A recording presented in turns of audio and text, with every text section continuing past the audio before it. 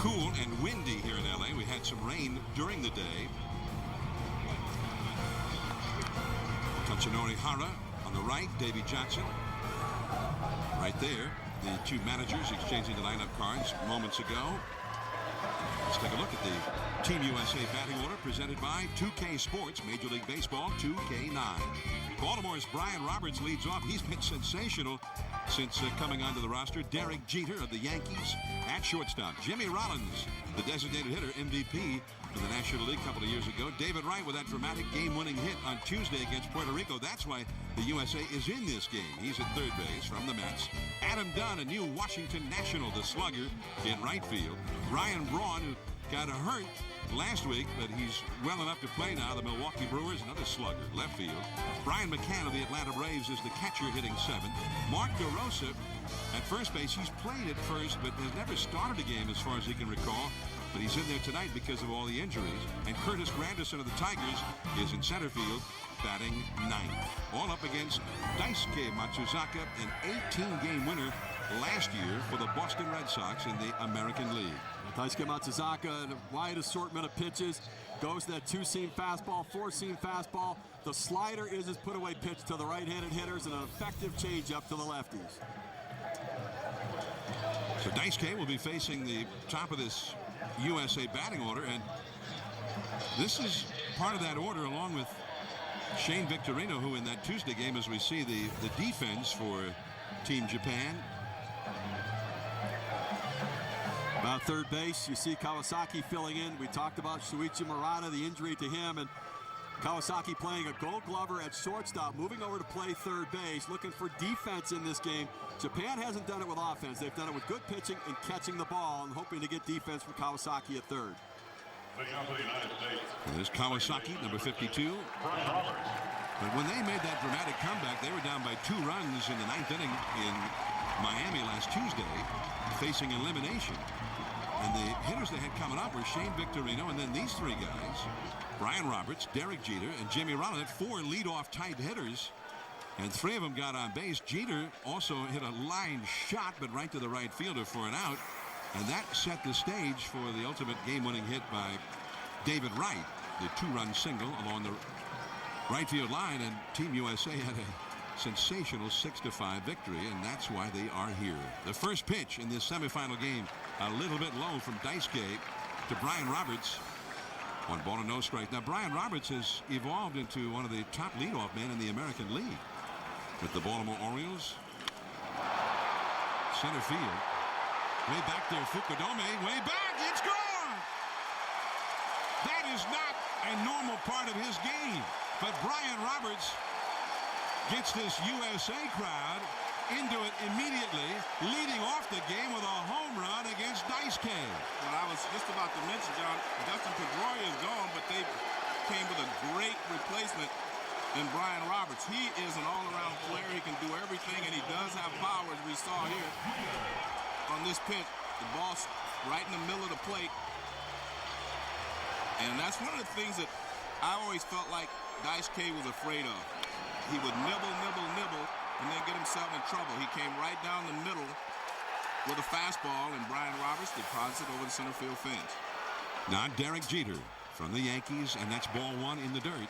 Now we'll see if he's going to continue to pound the strike zone like you said he's done in the past, which he has done. Now, home runs tend to get you to start to nibble a little bit. And, command of the fastballs where Matsuzaka has been so good in the Classic, but didn't command the pitch to Roberts for the home run.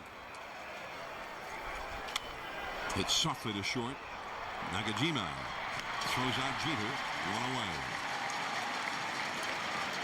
Jeter has seen Daisuke many times as part of that fierce Red Sox-Yankees rivalry. So Daisuke is not a mystery to him. And talking to Jeter before the game, he said, well, we usually see a lot of pitches. Sometimes Daisuke had 50, 60 pitches the first couple of innings when he's facing the Red Sox, or pitching for the Red Sox against the Yankees. Now here's Jimmy Rollins, the switch hitter, and he is the designated hitter tonight. Also a shortstop, as is Jeter. Jeter's at short. Shallow center field. It falls! The center fielder, Fukudome of the Chicago Cubs, laid back on that one, let Nakajima go for it. Nakajima Didn't get it. Joe, you talked about how the USA needed to play a fundamentally sound game, but because Japan typically does, this is a fly ball out there and a lack of communication. The center fielder has the priority on this ball, but Fukudome not very aggressive there, making the call on it. The shortstop's got to go until he gets called off on the ball and falls in. Yeah, that definitely was the center fielder's play right there. He should have run, just come hard and run the shortstop off. He didn't do that. And now David Wright of the Mets. David Wright in the World Baseball Classic hitting .296, 4 runs batted in. Wright has his big toe on his left foot heavily taped up. He did not lose the toenail when he hit that foul ball off the toenail against Team Venezuela on Wednesday in Miami. But he had to have some work on it. Well, let's watch this play again, John. Here's Fukudome's. He's not coming full speed, and he slows up too quickly. The infielder will always give way if you come hard. They'll get out of your way and let you come catch the ball. He didn't do that. And that allowed Jimmy Rollins to reach. Jimmy Rollins, who's had 3 steals to lead Team USA so far in the tournament. And I'll be surprised if he doesn't run. 2-0 the count. And that is in for a called strike. Because I think you can always run on Matsuzaka. I mean, he does not have a great pickoff move, and his deliveries to the plate allows you to get a good jump. Rollins dives safely back to the bag. 2-1 the count to David Wright. In fact, at the batting cage before the game, Jimmy Rollins was picking the brain of Brian Roberts of the Baltimore Orioles, who sees a lot of Matsuzaka in the American League, about things to pick up in terms of how to get a jump against it. Ball hits softly. Nagajima throws him out. Rollins over to second. 2 down. David Wright got jammed right there. It's interesting, as the ball's going by Daisuke Matsuzaka, he thought about trying to field it. And then he backed off a little bit, I think, with some idea that maybe they could turn 2. The ball was hit too slowly. Nakajima came in, charged it, was able to make the play. Now Adam Dunn, the 5th place hitter. Adam Dunn, formerly of the Cincinnati Reds for several years, at the tail end of last year with Arizona, just recently signed by the Washington Nationals. Big, strong, and enormous power. And that slider is in there for a called strike. Adam Dunn, so far in the Classic, is hitting .368, and he's leading Team USA with 3 home runs, actually tied with Kevin Youkilis, who is no longer with the team, having left because of an injury. Adam Dunn has also walked 8 times, which is a regular part of his game. Got jammed on that fastball and is behind in the count 0-2. This is a spot where Adam Dunn has received some criticism in the past. The runner in scoring position, Adam Dunn will often get a walk and seemingly be happy to take a walk. A lot of people feel he should be more aggressive and try to knock that runner in spots like this. He's behind here 0-2 to Daisuke Matsuzaka.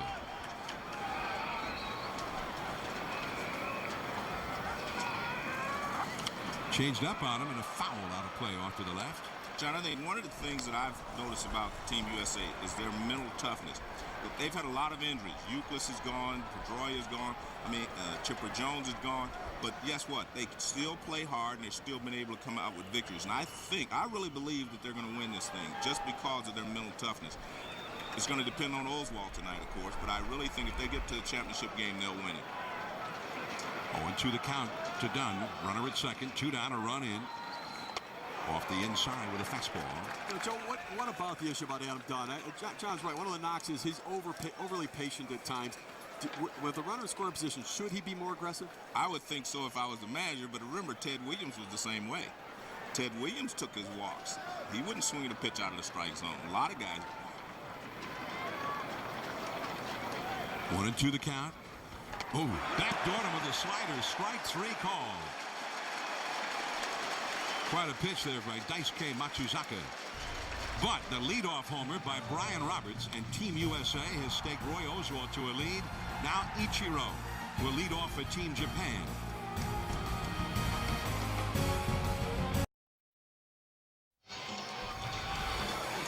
The World Baseball Classic, and Team USA has jumped ahead 1-0 over Team Japan, with the Japanese about to bat.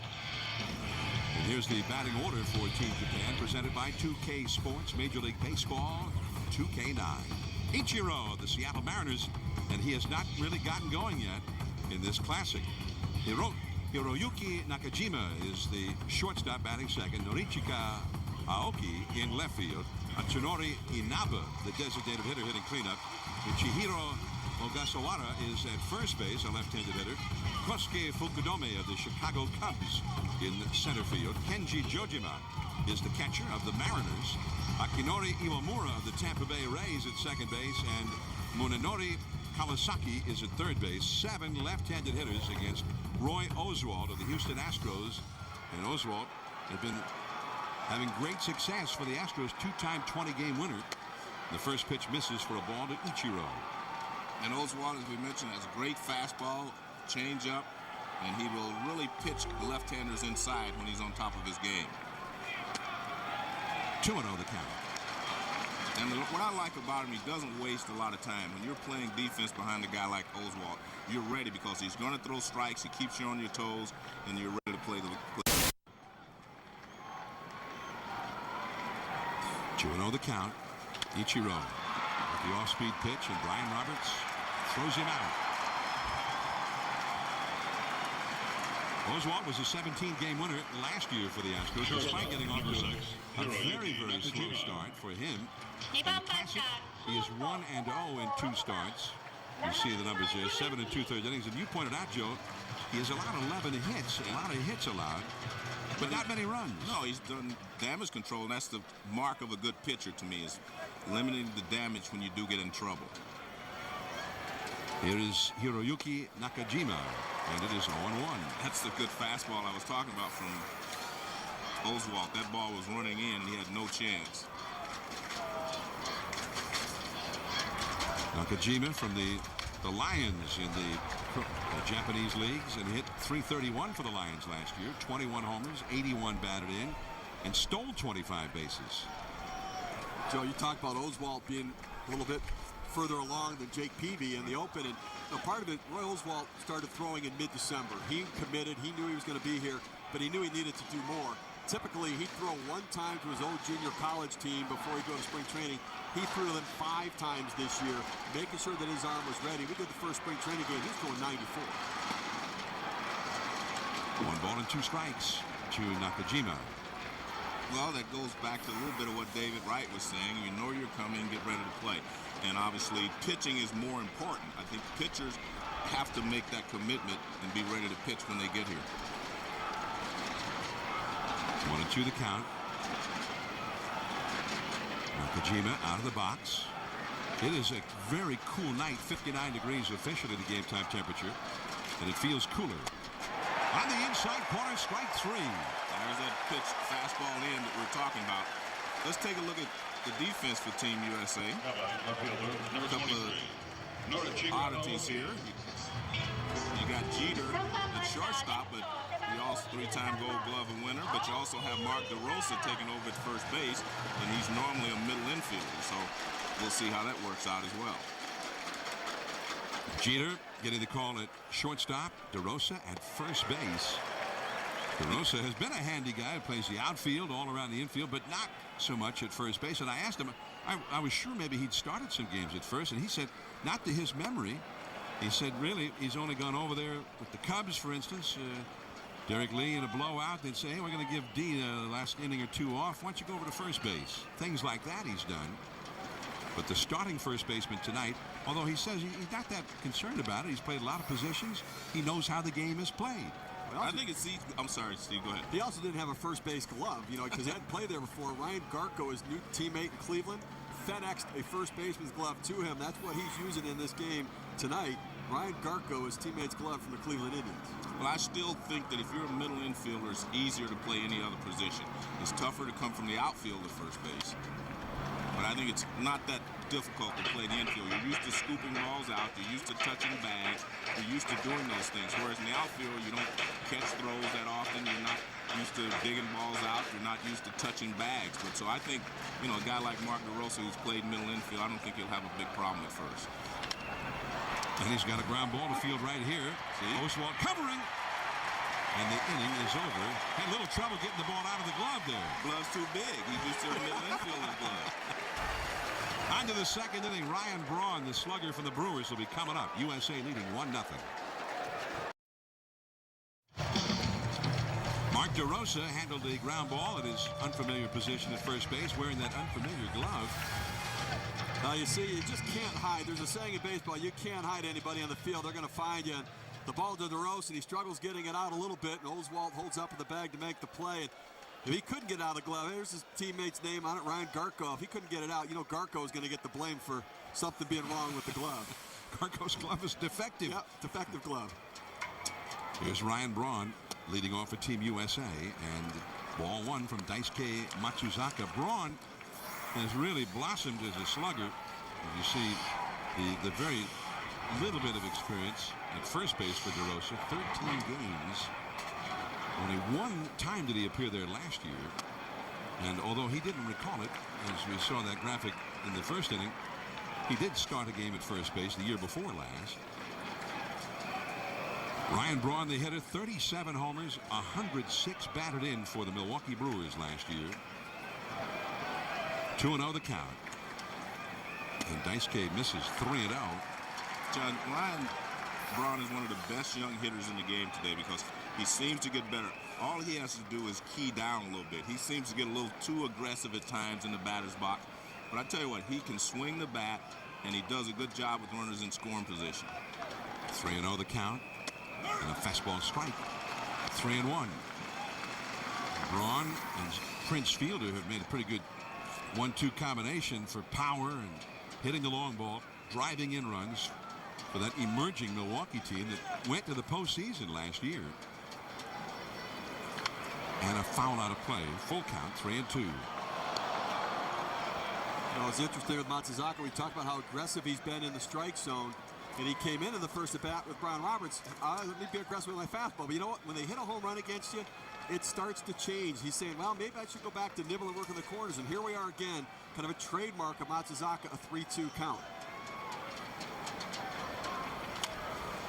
Nice pitch. Slider down and away. And handled by Ogasawara, the first baseman, unassisted, one away. That's also a trademark of Matsuzaka there, being able to make a great pitch in those situations. Now, he'll miss occasionally, but he does make good pitches. That's not right there, slider down and away. That is not a pitch to hit, 3-2, but you can't take it because it's too close. Easy play at first base, but a good pitch there by Matsuzaka. Here's Brian McCann. Daisuke with that little hip movement, and he misses low with a slider for ball one. Now, Daisuke has that interesting movement. He rocks back, and then he kind of moves his hips forward and back, and does a little dance there for a moment, and then completes his delivery. Now there's a little movement. It's almost like there should be some music playing when he some salsa music, really. It's got some style when he throws. Well, the pause is not something that's new to the Asian pitcher, but the wiggle is his own touch to it. 3-0. When you were watching Yoon last night, he had a pause at the top. Like you said, it's not unusual for the Asian pitchers to have that pause. Well, that's kind of after the little hip swivel, but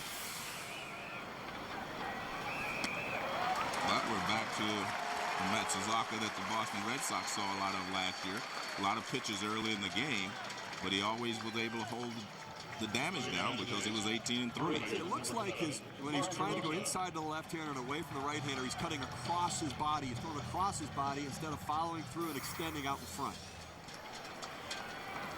18 wins, although he only pitched 167 and 2/3 innings. It's the second most wins in Major League history for a guy who pitched fewer than 170 innings. Mark DeRosa, and a foul out of play off to the right. DeRosa hitting .333 in the tournament with a home run, and actually leads Team USA with 7 runs batted in. Mark DeRosa has always been a good hitter. He's always had a problem finding a position. I remember when he was with the Atlanta Braves, Bobby Cox told me, Joe, I can't find a position for him, but he can really hit. That is foul.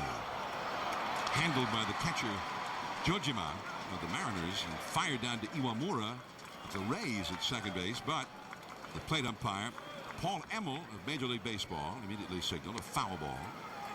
0-2 the count. Well, the versatility for DeRosa, in my mind, is valuable for a National League team because you can move him around. He's a manager's best friend because he's a starting player at a different position every day. Going to the Indians, going to start a little bit at third base. He's also valuable for this sort of tournament play where you have injuries and you need him to move around. He's been perfect for Davey Johnson. Ooh. Did he swing? Apparently not. I want to ask you, I've been working with you for 20 years. Were you asking me or the umpire? I've always wanted to ask you, were you asking me, did he swing, or the umpire? Well, if you had a thought on it, you could weigh in. I'm kind of glad you asked, Joe, because I didn't really know, being the new guy here. That ball is hit into left field. Aoki on the warning track. Now, in batting practice, the hitters commented that balls to left field were getting knocked down by the wind blowing in from left field, and that one might have been one that did get knocked down. I actually thought he got it toward the end as well, John. He was a little bit out in front. The sound wasn't what I, expected it to be, but a little breaking ball that looked like it was away, and he hit it toward the end of the bat. Now, did I ask you? All right, okay. My question for you was, did he swing? All right. Here's Curtis Granderson now of the Detroit Tigers, and a ball off the outside. He's around the batting cage during batting practice, and every time a ball was hit in the air to left field, Derek Jeter was saying, wasted swing, guys, don't go that way, don't go that way, because it was getting knocked down by the wind. And Mark DeRosa, in a lot of days, the wind blowing a little bit behind him, might be out of the park, but they were commenting that they could not hit the ball in the air to left field. 1 ball and no strikes to Granderson, who has considerable power himself. Last year opened the season on the disabled list for the Detroit Tigers. Still finished up with 22 homers, 66 batted in, and a .280 batting average. Runner at first, 2 down. Team USA leading 1-0. Granderson, of course, being in the American League, has faced Daisuke on several occasions, and he's done well against him. 4 hits, 9 at-bats. In fact, the hitters on this Team USA club who have faced Daisuke in the past have a combined batting average of .415 against him. The likes of Jeter, Brian Roberts, Curtis Granderson, Ryan Braun faced him the most often. Now it's 3-1 to Granderson. There is the leadoff man, Roberts, on deck. McCann, who is not very fast. Do you think he's very fast, Joe? No. Just as I thought. 3-1 the count. And back to the screen. 3-2 the count now to Granderson. We had this conversation yesterday about whether Matsuzaka would start to nibble when he faced major league hitters again instead of going right after everybody like he did before. And I really, remember I said yesterday, I think he will, because that's the way he looks at major league hitters. He still probably has a little bit of intimidation about major league pitchers. Hitters, I should say. There goes McCann, and he just got a piece of it. Foul ball, he stays alive, does Granderson. McCann will have to go back to first. 3-2 the count. Daisuke has thrown 34 pitches, 20 so far here in the second inning. Joe, you made the point that Matsuzaka, though, does have a knack of making the pitch when he needs to make the pitch. And, last year, hitters hit 198 against him when Matsuzaka was behind in the count. The league average, they hit 342. He makes a pitch to get out of a jam.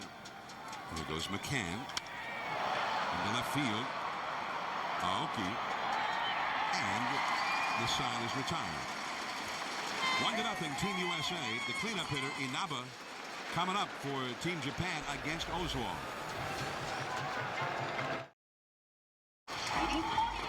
Dodger Stadium, Los Angeles, site of this semifinal matchup in the World Baseball Classic. Team Japan is here, and so are thousands of Japanese rooters. Now that is a fan. We got a lot of big fans, apparently, at this game tonight.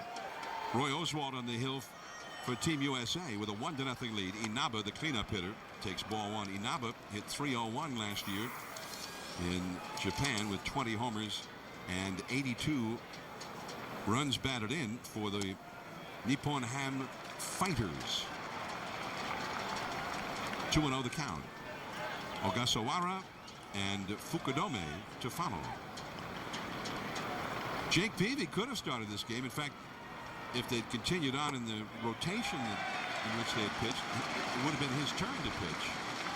Jake Peavy, who faced Team Japan in the matchup between the clubs in the 2006 World Baseball Classic, and in fact got touched up for a leadoff home run by Ichiro in that game. And that's a called strike at the knees. 3-1 the count to Inaba. Saw Roy Oswalt kind of looking in after the previous low pitch, looking for a strike. And now it is 3 balls and 2 strikes to Inaba. Paul Emmel, the home plate umpire, obviously a major league umpire, does not tend to expand the strike zone. He calls it fairly tight zone and not one to expand up, down, in, or out. That almost hit him. It is ball 4. So Inaba gets a leadoff walk here in the second inning. We were talking about Jake Peavy, and Jake Peavy's standing by with our Pedro Gomez downstairs. Jake, obviously, if they had followed rotation, this would have been your game, but Davey decided to go with Roy, save you. What did he tell you? Oh, I'm excited. You know, we had time to work. You know, I got 3 extra bullpen sessions, and I needed to work. You know, I just wasn't myself. And this gave me 3 good mound sessions. I had some history with Japan. You know, I pitched against Japan twice, and then once again in this tournament the last time. So, you know, it's unfamiliarity with Roy out there. You know, a lot of guys can game plan. So that was really the decision making behind the whole process. And I'm excited to get the chance maybe tomorrow night to throw in the finals of this thing. Well, your buddy Roy Oswalt is out on the mound today. What can he expect from this Japanese lineup? Well, me and Roy talked a lot. I think a lot goes to changing speeds. Roy's excited to pitch tonight, throwing the ball 95 miles an hour here. But, you know, we talked a lot, and Roy's as excited as anybody. This guy shows no emotion. He's like a kid, you know, eating lunch today. And this is the best thing that I've ever experienced in baseball. Having a chance to play for your country in big games like this is fun. And I know Roy and the rest of the guys are having a good time as well. All right, former Cy Young winner Jake Peavy, who will start tomorrow if the U.S. holds on in this game. Guys, back upstairs. Well, thanks, Pedro. Peavy, who has struggled so far in the tournament, and as he has said, that curveball is a huge pitch for him, and really hasn't been there yet for him. Well, he's a sinker ball pitcher, and you have all these left-handed hitters who slap the ball. I can understand why he's had trouble with them in the past, you know, because they just put the ball in play. When you're hit against someone like Oswalt, who's overpowering, you have to swing the bat. You can't just slap the ball around. Ogasawara has the count now at 3-1 after a walk to Inaba. Roy Oswalt, uncharacteristically wild, starting the second inning with a 1-0 lead. He's on the verge of walking another hitter with Fukudome coming up next.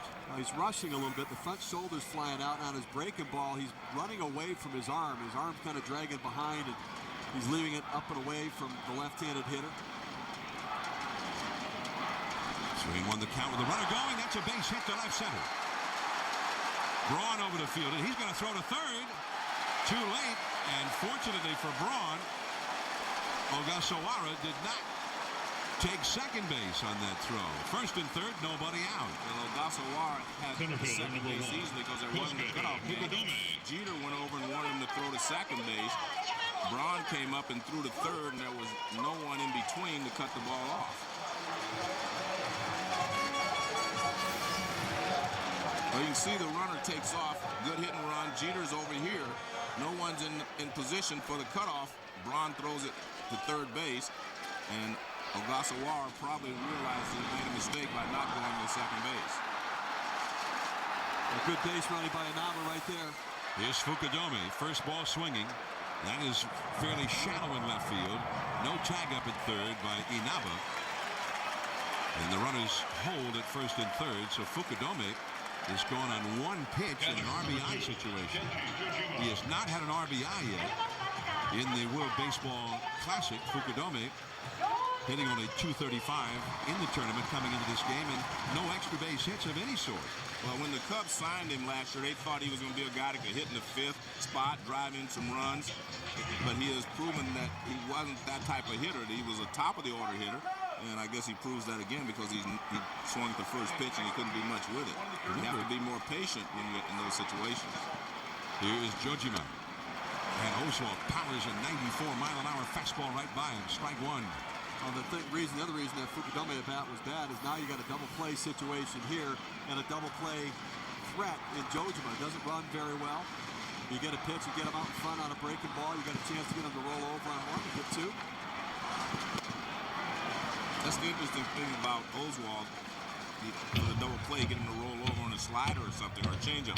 Because his fastball, you tend to get more fly balls and pop-ups when you do put it in play.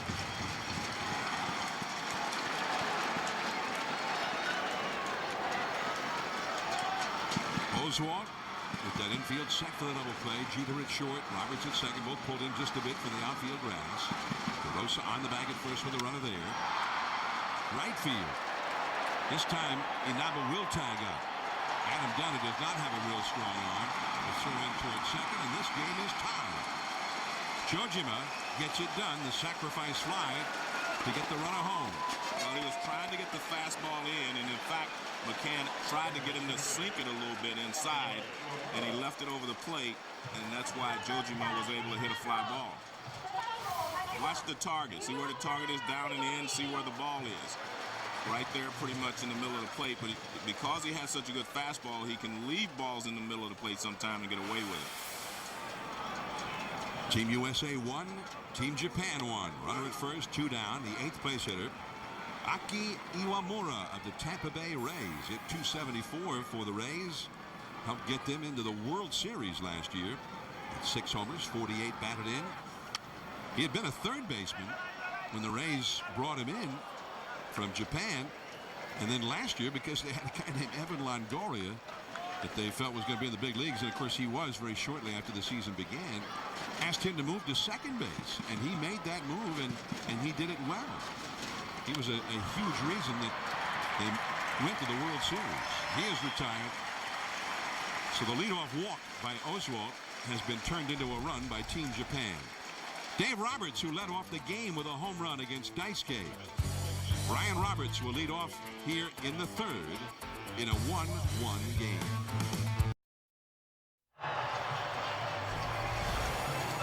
The World Baseball Classic semifinal. Team USA won, Team Japan won as we start the 3rd inning.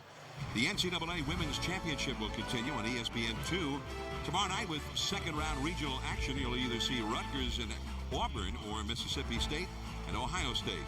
Purdue will take on North Carolina or Arizona State against Florida State. Also, San Diego State up against Stanford, Kansas State, Vanderbilt, Virginia versus Cal, or Gonzaga versus Pittsburgh. NCAA Women's Championship second-round regional coverage at ESPN2 tomorrow, 9:30 Eastern.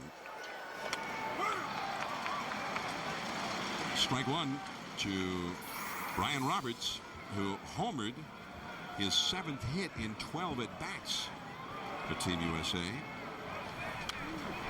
And that's out of play. Strike two. Derek Jeter and Jimmy Rollins will follow. One of the questions Davey Johnson had is which of his shortstops would DH and which would actually play in the field. And it's been a difficult challenge for him the entire World Baseball Classic, trying to make sure guys got playing time, but also trying to put the best player in at the position. Put him away. One down. Second strikeout. Little change up when he ran away. Threw a couple of fastballs. For USA, shortstop number 2, Derek Jeter. That's his offensive change up outside.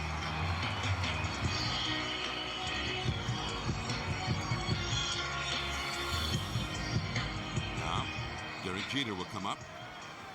Daisuke jumped ahead of Roberts and put him away. Here is Jeter, who grounded a short his first time. Jeter was a hot hitter 3 years ago in the World Baseball Classic. He ended up the tournament hitting .450. And this year he had a hard time getting going. Only 7 hits, 25 at-bats. But he hasn't driven in a run. I think that's the key, and he's had several opportunities. For the strike at the knees. I think he's 0 for 9 with runners in scoring position. Well, in 2006, Jeter had a great World Baseball Classic, and he carried it into the season. He had one of his best offensive years, and not quite at the same pace this year. Jeter does have a couple of home runs in regular season play against Daisuke. Get jammed in that one. Nakajima throws him out. And one thing that the Yankees are going to need is for Jeter to get off to a great start, because without Alex Rodriguez in that lineup, I think they're going to discover that it's not nearly as much fun playing as it is with him in that lineup. And I think they're probably going to be anxious for him to get back into camp as well. You've got a lot of new faces there with Teixeira, CC Sabathia, A.J. Burnett. And with all of the Alex Rodriguez distractions that were there, not having the captain in camp, I'm sure is an issue for them. Jeter 0 for 2 in this game. 2 down, nobody on. Jimmy Rollins, who singled his first time. A switch hitter. And that's a called strike. Jimmy Rollins, who is from the Oakland area, up in Northern California. And the ball off the inside. 1 ball and 1 strike to Jimmy Rollins. J-Roll. And his favorite player is going into the Hall of Fame this year, Ricky Henderson. 2-1 the count to Jimmy Rollins. Rollins has a little bit of Ricky Henderson in terms of a guy who hits at the top of the order. Yeah, he steals bases, gets on base, makes things happen. Can go deep. And did go deep often. More than, 30 times he went deep. Year before last when he won the National League MVP award. Last year was a very difficult year as he fights that one off from Daisuke. 2 balls and 2 strikes. Rollins had 11 homers and hit .277, and for just about anybody else, considering he also had 47 steals as a shortstop, an excellent year, but he had set the bar rather high in his previous seasons, and it was considered a disappointment, except then they won the World Series. 2-2. I always remember something, John, that Tony Oliva said. He won the batting championship right away, a couple of them right away. The next year he hit .290 like some of the other guys. They said he had a bad year. And his comment was, once you're on top, there's only one way you can go. I mean, you can't keep going up. I mean, he won 2 batting titles, and they said he had an off year. And Jimmy Rollins the same way. He had an excellent year last year. Rips that one over the head of Iwamura, right center field. Rollins with the big turn at first as Ichiro, who has a great arm, hurries the ball back. John, anytime you help your team win a championship, you've had a good year. And he would trade that MVP in a heartbeat for that championship. And you see a little slider over the heart of the plate. They wanted to try to get that inside in on the hands, but Rollins stays on it, drives it. You know what's great about this, Steve, is he just used his hands. He didn't use his body. He didn't get caught off balance. He just used his hands to rifle that ball in the right field. Now I'm thinking this is a steal situation with 2 down, and there goes Rollins immediately with right at the plate. The throw down, high and wide, and now he is in scoring position. And there's J-Roll on display. Well, you were supposed to ask me. Jay, what do you, Joe? What do you think? He's going. Okay. He's going. Jay Moore, you think he's going here? Yeah. He's going. He got a pretty good jump, but he's picked up speed as he was going. He got a lot for a good base stealer. The key is those first 3 steps. Are you up to full speed after about 3 steps? And you can see there he was up to full speed right away. And now David Wright will try and knock him in to put Team USA back ahead as the slider spins through there for a strike. 1 ball, 1 strike. Well, Matsuzaka likes to go to that slider to the right-handed hitters, but David Wright is a very good slider hitter. He has the ability to let the ball get deep in the zone and drive it into right center field.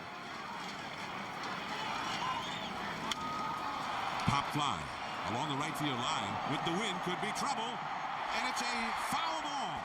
Fortunately for Team Japan, that would have been a run. Ogasawara, the first baseman, the second baseman Iwamura, and Ichiro, the right fielder, all got in the picture, but it was Ogasawara who got the closest.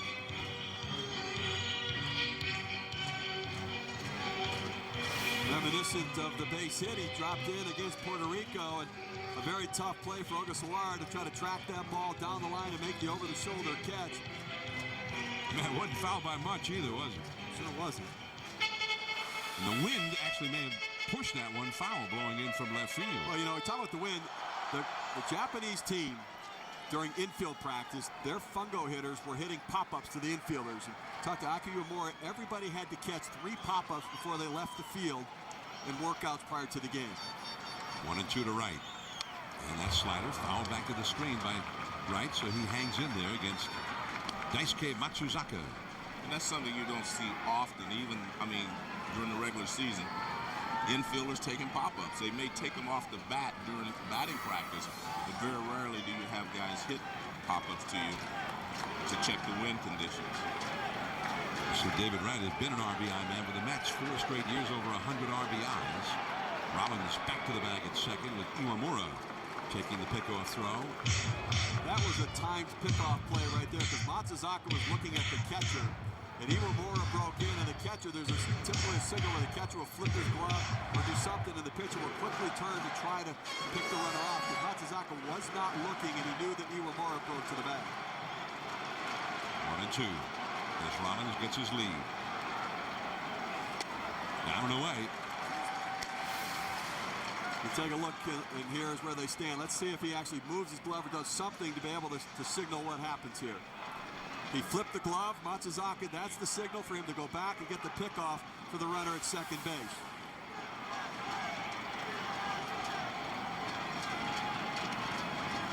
Rollins leading from second. Iwamura close to the bag. That was close. Oh, boy. So Joe, what do you think on that one? That was close. Sometimes don't answer him, I don't know how you can take that with 2 strikes unless you're looking for something else. It's not that far off the plate. Way outside, at least by 2 inches. No, that wasn't. Not with 2 strikes. 3-2 the count. Rollins ready to run at the crack of the bat from second. Right center field. Hit well. Fukudome off the base of the wall. Rollins will score easily. The go-ahead run. A double for David Wright. He comes through in the clutch. And Team USA is back ahead. We talked about how good a slider hitter David Wright is because with 2 strikes, he takes that opposite field approach. He stays close, stays on the ball, be able to drive the ball out to the gap out there. He gets out in front a little bit, but able to keep the hands back enough to drive the ball out into the gap. And boy, that's some strength right there because that's not his perfect swing. The ball carries out to the gap there. Fukudome overruns the ball a little bit, but still Wright stops at second base. Adam Dunn. And it's too low. Off-speed delivery. I think the wind helped that a little bit too, John. It's blowing out to right center. But did you see where that pitch was? It was close, the same spot, the one he took before. So, you know. Okay, took it one time. Yeah. Maybe I better not take it again. Exactly. And that changeup down and away. 2 balls and no strikes. Adam Dunn called out on strikes his first time. And the pitch count is mounting for Matsuzaka. It's the 3rd inning. He's now thrown 57 pitches. And only 33 of the 57 have been strikes. And it is now 3-0. That's the Daisuke we've come to know and love. I mean, that's not the guy who can go, 85 pitches and go 6 or 7 innings into a game as he's done in the Classic. This is a guy who's he has to labor his way through a tough lineup. And it looked almost like an intentional ball forward. Exactly. Gave him a target several inches off the outside corner. He was set up the middle of the right-handed batter's box. I still believe that no matter who you are, you start to admire Major League players from afar. He pitched in Japan. He was watching all these great hitters all these times. He comes over here and he starts pitching in the Major Leagues. And I believe part of that is the reason he pitches so well in the World Baseball Classic, because he's pitching against other hitters. But once you face the Major League hitters, as he does during the regular season, he gets a little intimidating. I really believe that. He's always trying to dribble and make great plays. Well, I saw his last game against Cuba. He was so aggressive in the strike zone. Well, they're not Major League hitters, and I think you're right. I think that mentally he's made an adjustment in this game. I think that's what it is, the mental part of it, the mental approach, because, it's the first time I had to face a Major League pitcher after watching all these guys all my life. Hey, it's a little different. 2 men on, 2 men out, 1 run in. And here is the slugger, Ryan Braun of the Brewers. Ooh. That one got away from him, high and tight. The catcher given a target on the outside. 1 ball and no strikes. Braun hitting .389 in the World Baseball Classic. Grounded out to first his first time in this game. The first two hitters of the inning, Brian Roberts and Derek Jeter, were disposed of quickly. But then Rollins got a single, stole second, Wright doubled him home. Now Dunn is walked. And it's a 2-0 count. You know, they were careful with Dunn, but I think Adam Dunn's easier to pitch to than Ryan Braun in this situation. I know you had first base open and you had a big power bat, but Ryan Braun is more aggressive than Adam Dunn is, and he's going to look for something he can drive. I would have been more aggressive going at Dunn and avoided pitching to Braun with runners in scoring position. 2 men on, 2 men out. The slider at the knees on a 2-0 count, threw the slider and got it in there. Got the call on the low strike. But one of the things I was talking about with Braun being one of the good young hitters, the reason the way I judge young hitters, are they able to adjust? Are they able to make adjustments, you know, in certain situations? Because in a situation like this, you're not going to get all fastballs down the middle. But he's been able to make the adjustment and drive in runs on a consistent basis. 2-1 count and 2 low. 3-1. It's a semifinal matchup, an elimination game. The winner will play tomorrow night in the World Baseball Classic final against South Korea. Team USA has just gone back ahead on an RBI double by David Wright with 2 down here in the third. Now 2 men on and 2 men out, and Daisuke Matsuzaka with a 3-1 count to Ryan Braun of the Brewers. Slugging Braun, 37 homers a year ago, and Daisuke, well, he challenged him, and the high hard one blew it right by him. Well, he threw him a 2-0 slider, so in the back of Braun's mind, he's probably thinking, well, he might do it again. Guess what? He will do it now. I mean, because Matsuzaka will try to make a great pitch with a 3-2 count. And he made a great one to Braun on a 3-2 pitch back in the second. Yeah. Right at second. Dunn at first, ready to go with 2 down. They run. Struck him out. Stayed hard and blew 2 fastballs by him. Good pitching there by Matsuzaka. 2 men stranded, but Team USA back ahead 2-1. And Oswald will head back to the hill. Dodger Stadium, Los Angeles. Team USA leading Team Japan 2-1 in this elimination game. The winner will play South Korea tomorrow night in the final of the World Baseball Classic. The bunt by Kawasaki. The barehanded pickup, the throw, and Wright got him. What a play! Great play by David Wright. He was kind of suspecting that, because to be in that close and to make the throw from there, you had to be cheating a little bit. Let's see where he starts. And this is an excellent bunt down the third baseline. But an excellent play by David Wright. I mean, throwing off balance, barehanded, a la Brooks Robinson there. Maybe a little stronger arm than Brooks, but he gets the job done. A nice stretch at first base by DeRosa as well. A guy who hasn't played there very well, had the right angle, waited for the release of the throw. Just play all around. Man, that if was... you play second base, you can play any place. If you're tall enough. David Wright, 2-time Gold Glove winner at third base in the National League the last 2 years, and looks like he may go for that award again. A Gold Glove play. Ichiro, he's won some Gold Gloves since coming to Major League Baseball. Ichiro grounded out to second his first time. 2 balls and 1 strike is the count. John, when Ichiro came to the Major Leagues, I thought he was almost a perfect player. Right to right. You're going to have to hurry on this one. And he throws it away. Ichiro keeps on going. Roberts too late to second.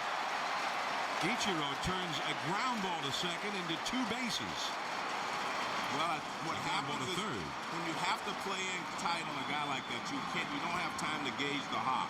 He got an in-between hop. If he can play deeper, he could gauge this hop. But watch where he catches the ball, bounces up. He's in tight, so he doesn't have time to back up and play the big hop. And it was hit sharply, he couldn't charge it. And maybe DeRosa had the wrong foot on the bag there, as you can see.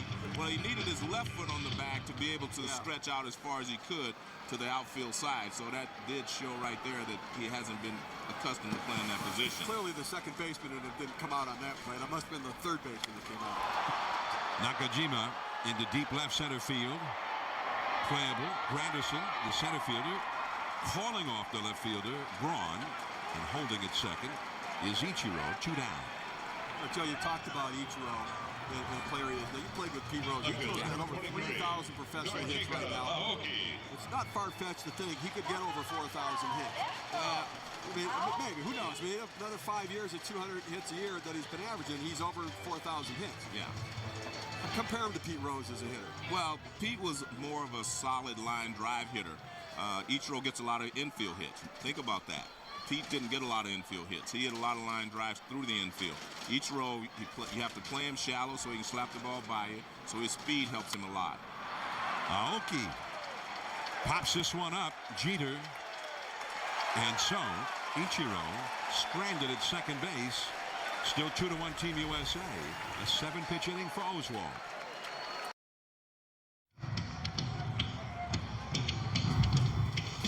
The road to the championship brought to you by A&W. And for the United States, they beat Canada up in Toronto in a dramatic ball game. And then also beat Venezuela and in turn lost to Venezuela, but they advanced to the next round.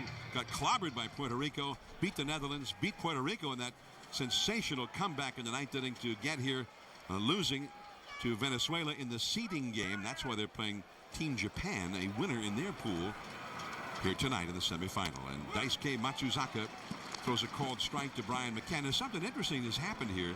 Daisuke just labored through an epic inning, a 30-pitch third inning. He's thrown 67 pitches. This was number 67 for the night.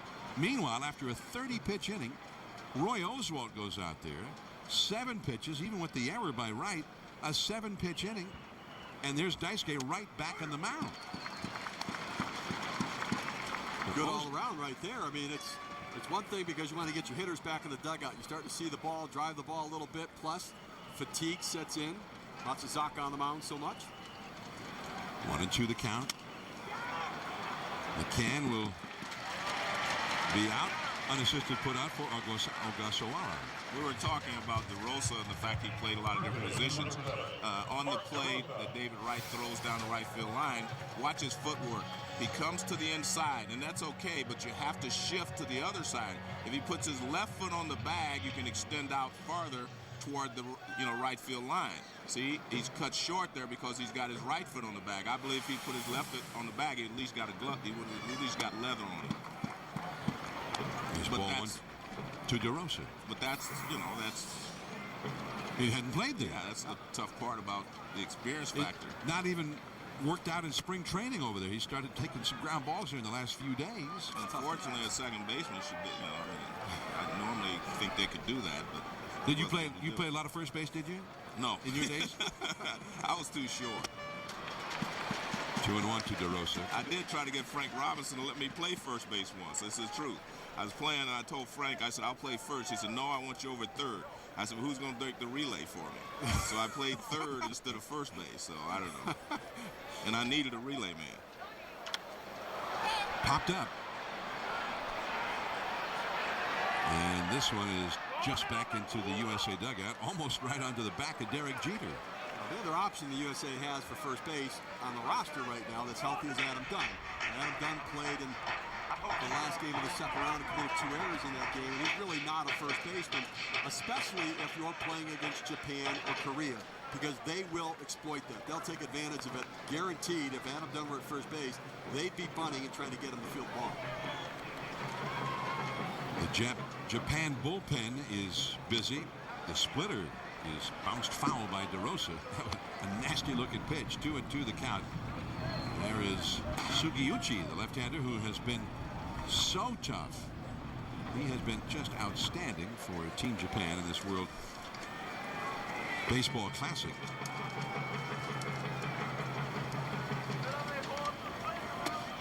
And the breaking ball well off the outside. Ball 3-2, and the pitch count continues to mount.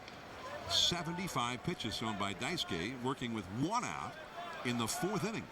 Well, just because the pitch count's 100 doesn't mean they're going to allow him to throw 100 pitches. Nakajima. And 2 down.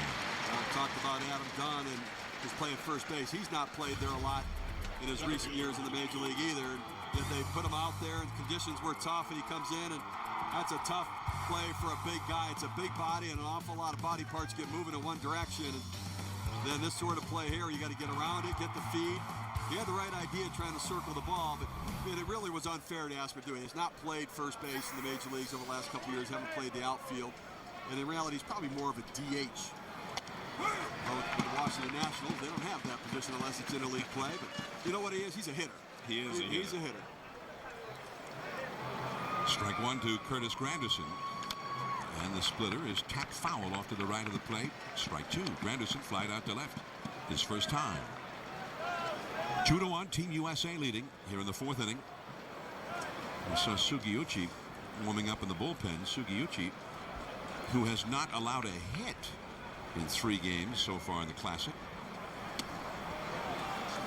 1 ball and 2 strikes to Granderson. Brian Roberts, the leadoff man, is on deck.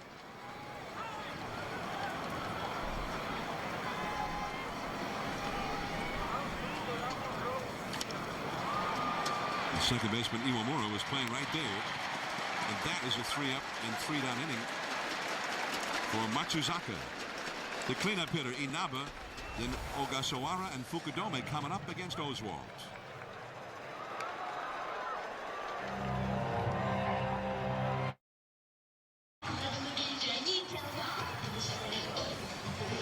From Dodger Stadium in Los Angeles, Team United States 2, Team Japan 1, last of the fourth inning. And the middle of the order coming up for Team Japan, the cleanup hitter Inaba, leading off against Roy Oswald. The high fastball misses, 1 ball and no strikes. Inaba led off the second inning with a walk and eventually came around to score Japan's run. And it is 2-0. This game is not a sellout tonight, and I don't know even if we'll have a paid attendance as high as last night's. We had more than 43,000 announced last night. That's past Roberts, base hit to right field. He hit that ball hard. Team Japan trying to repeat as the champions of the World Baseball Classic 2006. Down in San Diego, they played Cuba in the final, and that was the final out. Japan had scored 4 runs in the top of the 9th inning and won that game 10-6. Daisuke Matsuzaka was the winning pitcher. And Sadaharu Oh, the legendary home run slugger of the Yomiuri Giants, who hit 868 home runs in his 22-year career, was the manager of the Japanese team in 2006. And as you just saw, he is here tonight. Osan, his Yomiuri Giants with another slugger, Shigeo Nagashima. They were known as the O.N. Cannon, hitting together in the order, and they won 9 consecutive Japan series. Base hit to center field for Ogasawara. And what's happening is Oswald's starting to get the ball a little bit more out over the plate. And if you get the ball down and out over the plate to these left-handed hitters, they will hit the ball well. See, that's a low fastball, and it's out over the plate, middle of the plate almost, where he was trying to stay inside a lot of times. He's been getting the ball, the last couple of hitters, over the middle of the plate. And that's where they handle the ball best, down and over the middle of the plate. Team Japan had only 1 hit in the first 3 innings altogether. Now they get consecutive singles. 2 men on. Here is Fukudome, who flied out to shallow left his first time. He was up there with a chance to knock in a run. Runners at first and third, nobody out, and he popped it up into shallow left. He's got another RBI opportunity here. Swing at the first pitch at that time too, and you know, Fukudome was an MVP in the Japanese league. I'm surprised not bunting. Well, and just as you say that, the bunt goes foul off McCann. Well, that was more of a bunt for a hit, right? That wasn't a sacrifice. Yeah, I mean, if you're going to do it, if you're going to do it, commit to it, get it down, and bunt it to third base in this situation. Let the third baseman give up his position so you can advance the runner. That almost looked like he was going to drag it with him to the right side, and maybe going at DeRosa at first base. Yeah, he did. His angle was okay to go to the third base line, but he had his body running away from the bat, trying to run to get down the line, not committing to get the bunt on the ground. Roberts off his glove. Inaba coming around third. He's going to score, and going to third is Ogasawara. This time Fukudome comes through. Team Japan has tied the game. Well, you're right, Johnny. He hit this ball sharply, and it was a tough hop for Roberts. He got there, but he couldn't handle the hop. His ball's hit sharply in the hole. See, Ryan Roberts gets there, and it appeared to me that he was trying to make a play to second base, and Sadahara, of course, says, come on home. Oh, we're doing a little coaching over there. You know, it's great, John. Before the game, I got a chance to meet him. I'd met him before, but I had a chance to see him again because he looks differently now. And remember, he'd been ill for a while, so he looks a little different. But it's always a pleasure to talk to him. He's such a great gentleman. By the way, the official score is not going to give Fukudome a hit and an RBI in that play. He's calling that an error on Brian Roberts. Tough error, but he did get there, but he was trying to get his body in position so he could throw to second base. But that's still a tough error.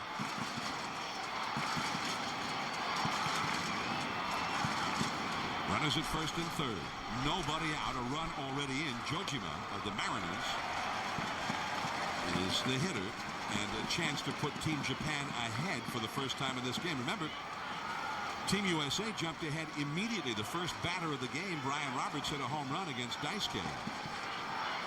Infield double play depth. They'd exchange a run to get the double play here. And now it is 3-0 to Jojima with Iwamura, the left-handed hitter, on deck. Joe, when you watch the game and you see Roberts make that play, do you, in your mind, are you thinking, I make that play? I mean, no. But are you thinking about how you position yourself? How do you watch it?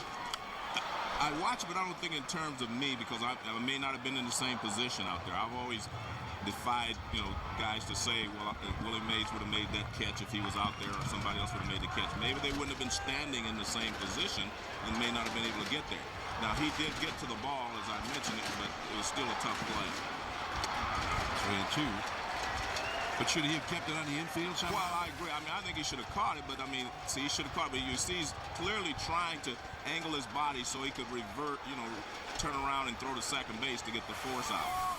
He didn't try to get his body in front of it. That's what you do. You try to get your body in front of it if you're trying to keep the ball from going through. There goes the runner from first, and that ball is punched foul down the right field line by Jojima. Fukudome will have to turn around and go back to first. Clearly, Roberts would have gone after the ball differently had there been a runner at second base and 2 outs, or your objective is to keep the ball from going through. He was trying to catch it and make a turn to go to second base and maybe start a double play, at least get the lead runner. 3-2 the count to Jojima. Runners at first and third, nobody out. Fukudome not running this time. Adam Dunn, who does not have a real strong arm. And Kurosa cuts it off. Scoring is Ogasawara. And for the first time, Team Japan is leading in this game. 3-2 the score. Jojima gets the sacrifice fly, and that's twice that he's done that now with a runner at third, and less than 2 down, he's got that man home. I think you really have to credit Jojima. That's a good at bat. I mean, you've got a guy out there with electric stuff like Oswald. Oswald's either going for a ground ball double play or a strikeout in this situation. And he gives him the little slide piece on the outside corner. He does a nice job. Didn't try to do too much. He knew all he needed to do is get contact with him. Adam Dunn doesn't have the arm strength or the agility to get around that ball and make a play. That ball hammered by Iwamura, and Adam Dunn's going to have to chase this one. Fukudome to third. They're being waved home. The relay is going to be much too late from Roberts, and it's a triple for Iwamura. 3 runs are in. Team Japan leading 4-2. Again, that ball appeared that it wasn't hit as well, but it traveled to right field. I think the wind helped that one as well. It looks like it's an off-speed pitch. It is. Curveball, and he got off the end a little bit. And Dunn chases it down, and by the time he gets it back in, Team Japan has taken the lead. And Fukudome comes all the way around to score. Iwamura goes into third. One of the vulnerabilities of the USA team with Adam Dunn, you see some action out in the USA bullpen now. With Adam Dunn in right field, he really, if he's going to play the outfield, you play him in left. Because in right field, if he makes a mistake or can't get the ball, it's a triple. In left field, if he doesn't get there, it's a double. But Ryan Braun, converted third baseman, going to the outfield, is really an everyday left fielder. And what they didn't want to do is move Braun into right field and play Dunn in left and really have 2 guys, for the most part, out of position.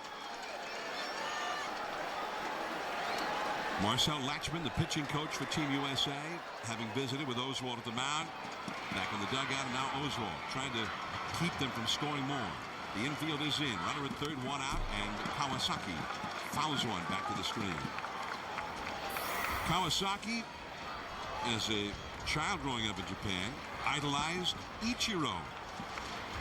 And when he was in junior high school, he had been a right-handed hitter and decided that he wanted to hit left-handed like Ichiro. And now here he is in the Japanese professional leagues and in the World Baseball Classic as a left-handed hitter. Hit .321 in the Japanese league last year. Keep an eye on a potential suicide squeeze in this situation. Kawasaki tried to bunt for hit last time. Infield in. Along the left field line, foul, and back into the crowd. In fact, that bunt that he laid down in the third one was a beauty, and David Wright made a spectacular play with a barehanded pickup to throw him out.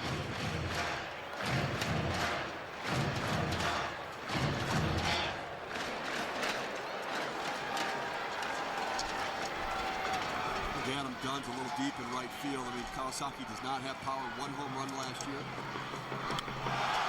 That's a base hit to right center. 5-2. Japan. Iwamura scores a big inning. 4 runs a home. Now, that was a surprising pitch for me from Oswald because he had such a good fastball. He threw him a lot of fastball. He was late on it. Then he threw him the overhand curveball.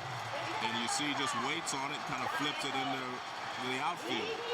It is much easier for Team Japan to flip the ball that way because of their hitting style than it is to handle that fastball in. But that was a slow curveball, and he just flipped it to the outfield. And here is Ichiro, Kawasaki's idol.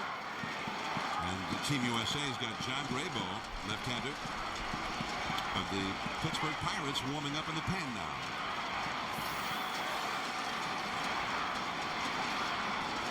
Ichiro has grounded out to second and been safe on a throwing error by David Wright. 1 ball, 1 strike. The running situation for Japan here. Kawasaki can run.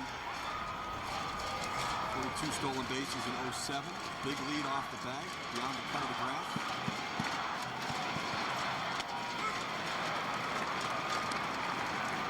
One ball, 2 strikes now. Hara, former slugger for the Yomiuri Giants, now the manager of Team Japan. There goes Kawasaki, and the foul by Ichiro will go out of play.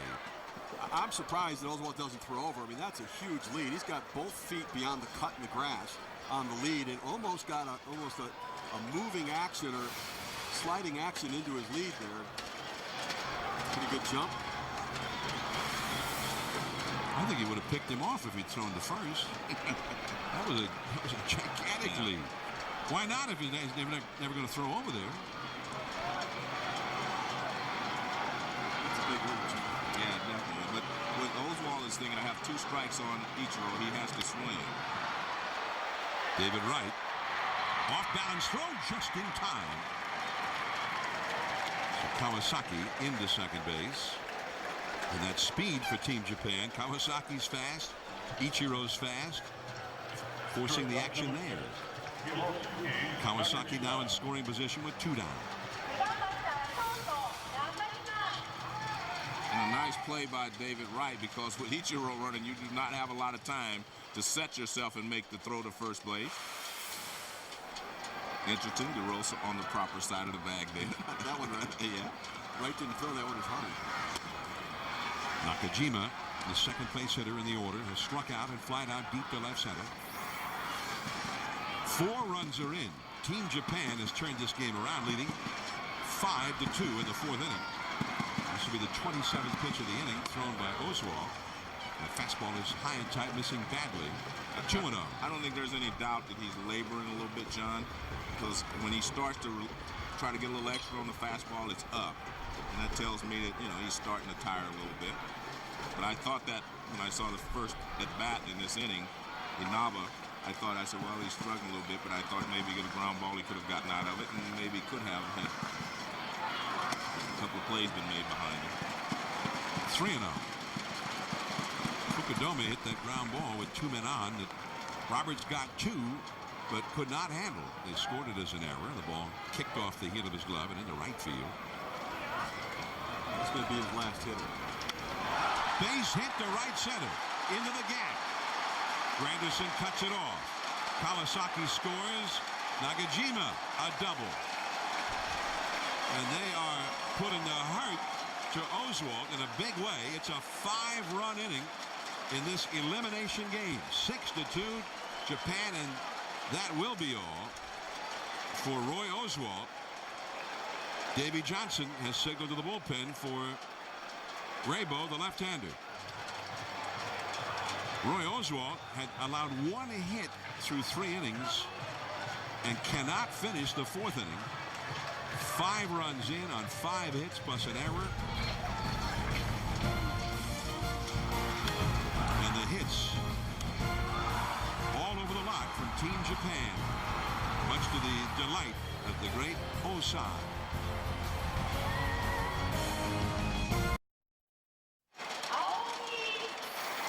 Starter Roy Oswalt knocked out here in the 4th inning. Time for our Coors Light Cold Hard Facts. Team USA starting pitching in the tournament has not been very good overall. A 1-2 record, 7.4 ERA. Tonight Oswalt 3 2/3 innings, 6 runs, 6 hits allowed, 4 earned runs. 5 of those runs coming here in the 4th inning. And a runner still aboard is Aoki. The left-handed hitter bats against the left-handed Graybo. Take a look at this at bat with Nakajima. A 3-0 count. And Oswalt, they set up away with a fastball. The ball leaks back out over the plate, but very aggressive. You got a pitcher on the ropes. 3-0 count. You can sit on a fastball and try to drive it. 1 ball, 1 strike. John Graybo, 30 years old, with the Pirates. 2 balls and a strike. Well, it just appeared to me that Oswalt started a tire because, in the fact you got all these left-handed hitters in this lineup as you take a look at Graybo, because the balls that, even the one that Brian Roberts couldn't catch up with, they were hit sharply through the right side. Roberts throws out Aoki, and at long last the inning is over. Team Japan bats around. A 5-run 4th inning. Top of the order coming up. Roberts, Jeter, and Rollins for the USA. Now look at the road to the championship, brought to you by A&W. Team Japan in Tokyo beat China, then clobbered South Korea, and finally, having secured a berth in the next round, was beaten by Korea in the seeding game 1-0. Round 2 in San Diego, Daisuke pitched 6 shutout innings, beating Cuba.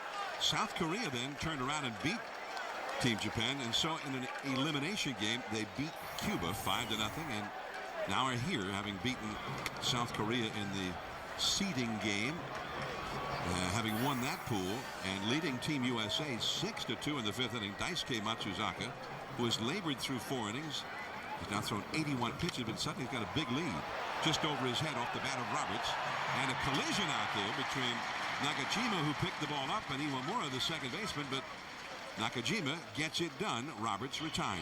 Well, the second baseman should always give way to the shortstop because he's moving toward the bag, whereas the second baseman is moving away from the bag.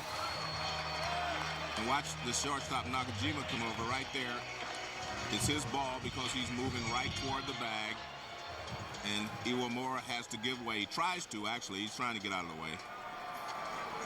Now, does Nakajima, the shortstop, have to make a call to say, I've got it? No, as an infielder, I mean, you should, but as an infielder, you should know where the other guy is. Feel him coming. You feel him coming, yeah. Derek Jeter, 0 for 2 in the game. Twice is grounded out to Nakajima. Nothing seems to faze Nakajima. Nothing that Team USA hits at him, left, right, whether he has to dive for it or whatever. He's solid, and even when his own teammate gets in his way, he handles it flawlessly. Well, we saw that yesterday as well, John. Anytime you're going to have a good defensive team, you have to have a good defensive shortstop. You have to have a shortstop that can make all the plays. That's why everybody says if you're strong up the middle, you can be a good team because you're going to play great defense. Jeter with a smash right past Daisuke, base hit to center field.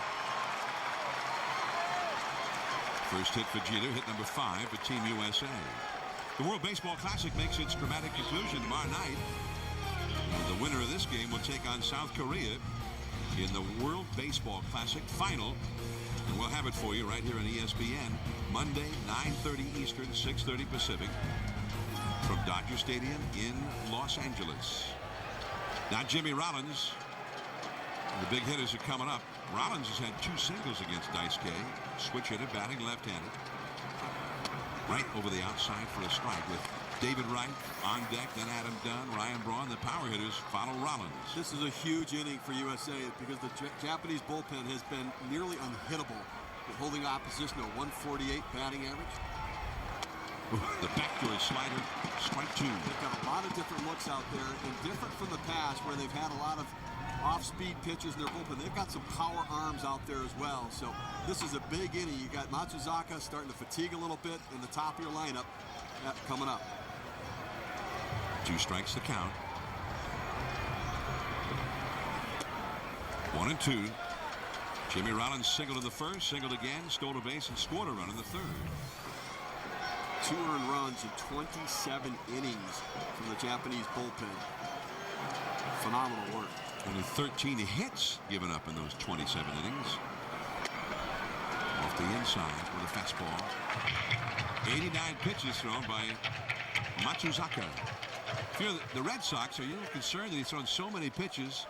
It's only the 5th inning in what is still spring training. 2-2 the count. And that's a little bit low. I'm sure, like the rest of the Japanese pitchers, that he's prepared to go a lot more than this. I don't think there's any doubt that he's in shape. I mean, his arm angles haven't changed too much. I'm just sure he's getting a little fatigued because of the workload. But you know, even when you practice, you do not throw 100+ pitches in your side sessions. 3-2 the count. Jeter at first. He's not running, and that's a walk to Rollins. And that was after being ahead of Rollins 0-2. That was his 91st pitch, Joe, so he's got 9 left before he gets that 100 limit. And here comes Hara to the mound. He's got Sugiyuchi and Wakui, a left-hander and a right-hander, respectively, up in the bullpen. Take a look at Jimmy Rollins at bat here, and K-zone sequence of pitches that he got from Matsuzaka. First pitch on the corner, sinking fastball, and he goes backdoor slider 0-2 and tries to bury one in his back foot, coming in with a fastball. Sinker again. K-zone liked that last pitch a little bit right there. Ball 4. And Hara is staying with Daisuke, as you can see. David Wright has grounded a short and doubled home a run. 2 men on, 1 man out. And Team USA is going to have to start slicing into this lead here. Down by 4 runs in the 5th inning. And these are the hitters to get it done. David Wright at the plate. There's Adam Dunn on deck. Oh. 1 ball, 1 strike. No matter the outcome, I think this is going to be Matsuzaka's last hitter. Sugiyuchi, the quality left-hander. Led all of Japanese baseball in strikeouts last year, and Adam Dunn on deck, who can run into a strikeout now and then. Now that's a good pitch to hit. I mean, that ball is a little off-speed pitch in the middle of the plate. David was probably looking for something away, so he was. The catcher was set up away, but you see where that ball is, in the middle of the plate. 1-2 the count to Wright.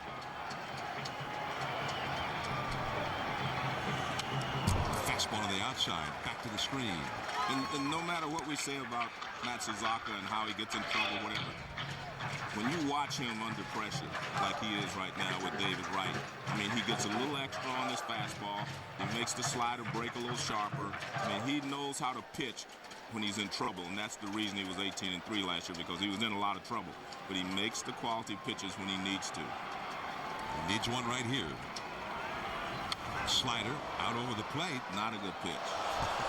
Well, Wright wailed at it. But it was interesting because the catcher set up inside. I think they feel like David Wright is peeking or something because he sets up inside. Look where the catcher is. He's setting up inside. You don't throw a slider inside. I mean, normally that would be a fastball if you're burying in after with 2 strikes on the hitter. So they might think David is peeking on him, and that pitch was supposed to be away anyway. So I think they beat David right with a fastball away. Remember Ryan Braun that last at bat, the previous inning, same thing. He threw him slider, slider, slider. Then they went fastball away to get him. Right set up for slider to drive it the other way. Fastball beats him. Went fastball away, and Wright hangs tough, fouling it into the crowd. I was going to say to you, I agree in most cases, but Wright has done that twice. He went away earlier in the count with 2 strikes. With 2 strikes, he went away, and this one is even farther away, and he fouls it off. I think Wright is protecting the plate very well right now. You can see he's not taking a big stride. He's just setting his bat, and that's the only reason he wasn't beaten yet. See, I think if you're just the opposite now, if you want the fastball in. But I don't know if that's what he wants to do. He goes away, strike 3 called. Right out there on the corner. David thinks it was outside. He fought off a couple that were out there. Well, let's take a look. Fastball off the plate. Swings through a fastball. There's the slider that I thought he should have hit. And there's the fastball away that he fought off earlier. Another slider, another fastball away, fights it off, and let's see if this pitch. Well, that ball was farther off than, and that's why David took it. Well, that is all for Daisuke Matsuzaka, who has thrown 98 pitches. 2 men on, 2 men out. Adam Dunn coming up, the bullpen coming in.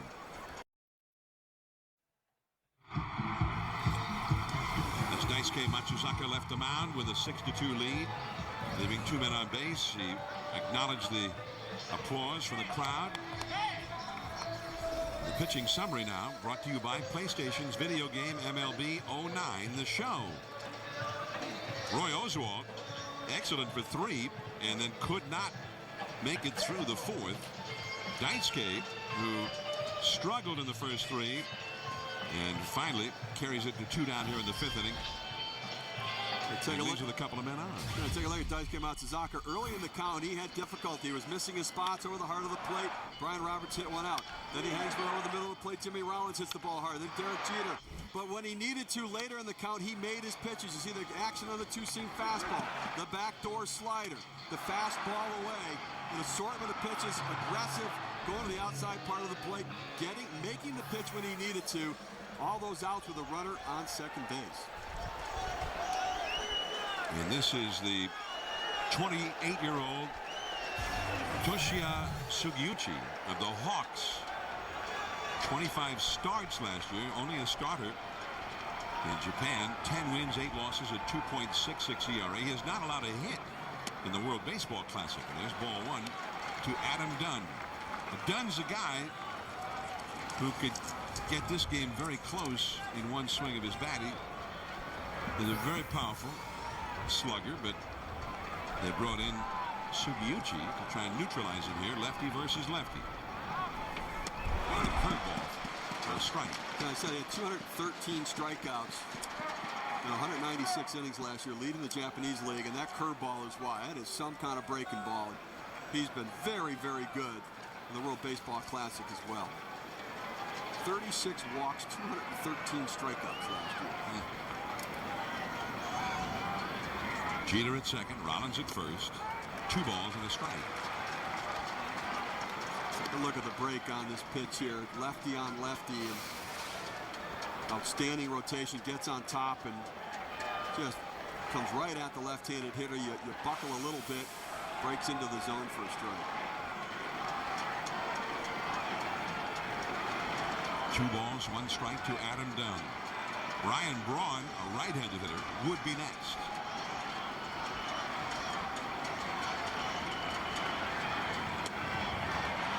Three and 1. Well, one thing about Dunn, he will be patient at the plate.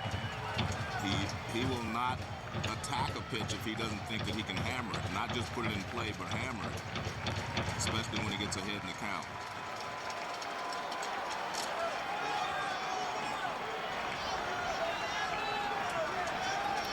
Three and 1 the count. You got the right-handed hitter, Braun, on deck. Now 3-2. Nice pitch. Took a little bit off the fastball. He made him look bad on a 3-1 count. Well, Dunn was looking dead red, and he threw him an off-speed pitch. You can see it's a change-up, and Dunn, even though it's in the middle of the plate, Dunn was way out in front. There's a right-hander up in the Japan bullpen. Should Dunn get aboard here with Braun coming up next. Sugiuchi tries to end this inning. Jeter at second, Rollins at first with 2 down, 3-2 the count. The runners go. He struck him out. A high fastball, he blew it right by him. 6-2 Team Japan as we go to the last of the 5th. It'll be the first half of a doubleheader. The women's tournament as John Graybo throws a called strike to Atsunori Inaba, the cleanup hitter who singled against Oswalt. That started a 5-run 4th inning rally for Team Japan.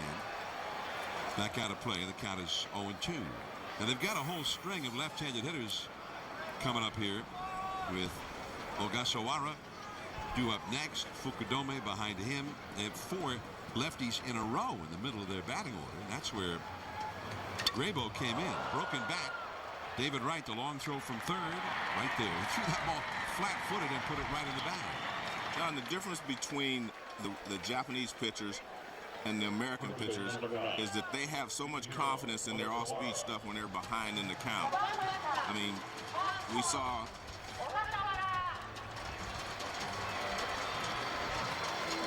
how he pitched to Dunn. Even when he got behind the count, he threw a changeup and then another fastball. So I think that is the big difference in those clutch situations, being able to pitch the opposite of what the hitter is thinking.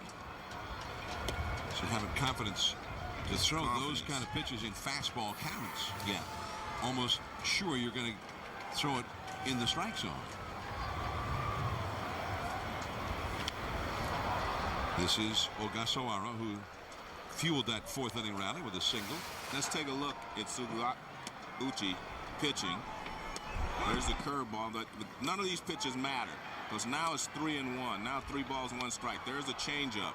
Now he throws a fastball right by him. Being able to do that is something that separates Team Japan, I think, from a lot of other teams. They have confidence in their all-speed pitches in those situations. And we've seen that from Matsuzaka, you know, as he's come over and pitched in the major leagues. He does that as well. Strike 3 called, and Graybo strikes out Ogasawara. 2 down. Team USA bullpen activity. J.P. Howell of the Tampa Bay Rays is warming up now. Joe, the point you make about Sugiuchi, that is the thing about Matsuzaka. If you take any one pitch from Daisuke Matsuzaka, it's not that special. He's got average stuff, but the fact that he can use the assortment of his pitches at any time of the count and throw it to any type of hitter and throw it for a strike is the thing that makes him special.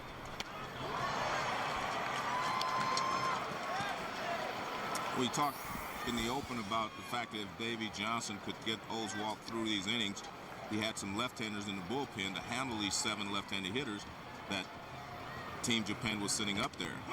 And now we see the left-handers being brought in to pitch these left-handers, and they're having some success.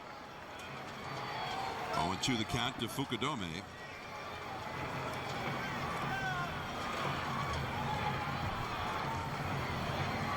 Two strikes the count to Fukudome.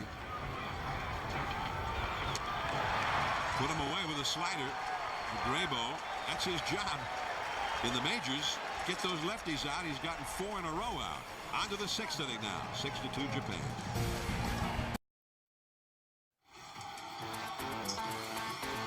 Now look at the United States heritage brought to you by Valspar.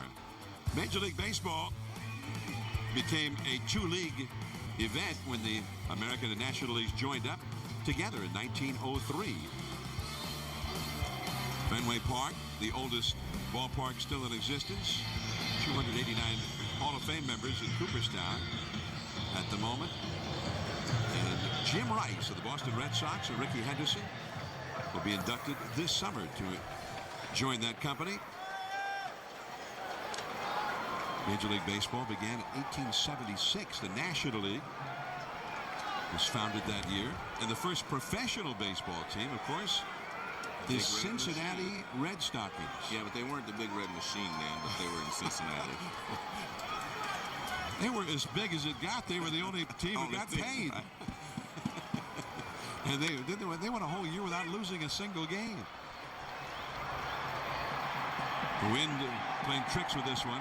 But Nagajima staggering, handles it, and Ryan Braun is out number 1.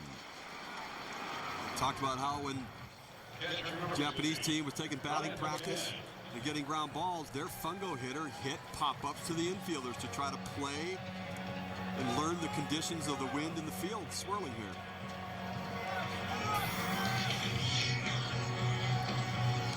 Brian McCann has walked and grounded out to first. He's 0 for 1.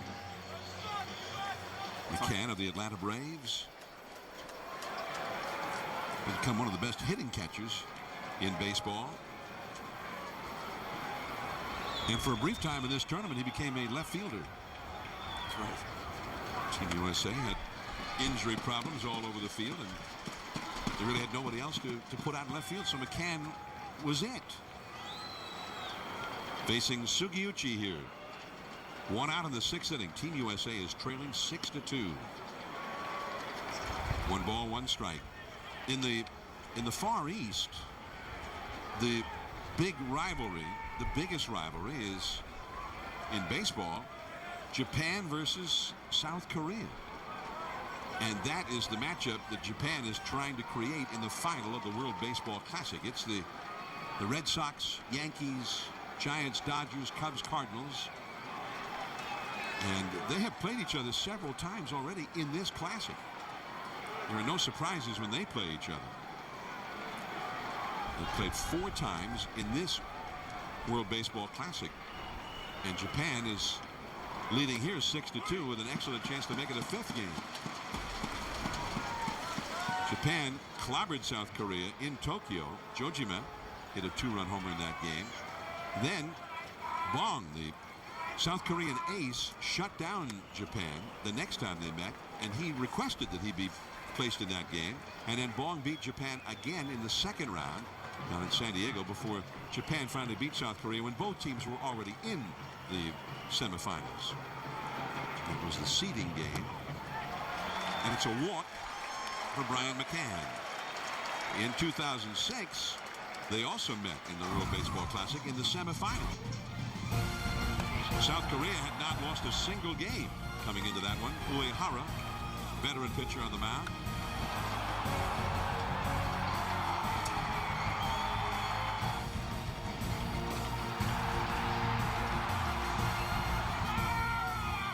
And Team Japan gave South Korea its only loss in that tournament, but it was a loss that hurt because South Korea was eliminated, and Team Japan went on to face Cuba in the final. John, I'm watching Sugiuchi, and I'm a little surprised because he's not using his fastball. There he does, I guess. That's not his good fastball. I mean, he's not using his fastball, and he has a 4-run lead, and he walks the leadoff hitter, throwing him off speed pitches.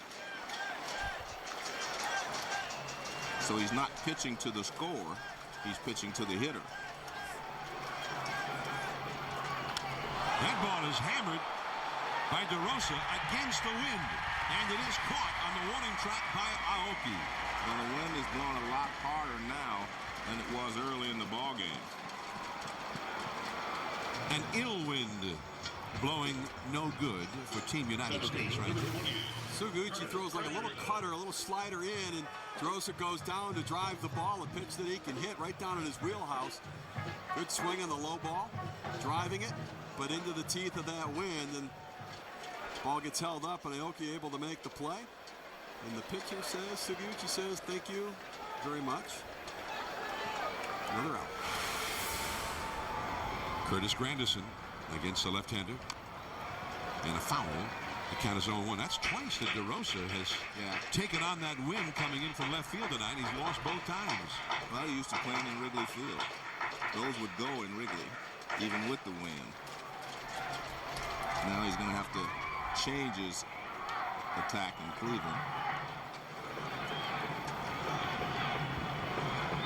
Although the ball often carries fairly well at the jab.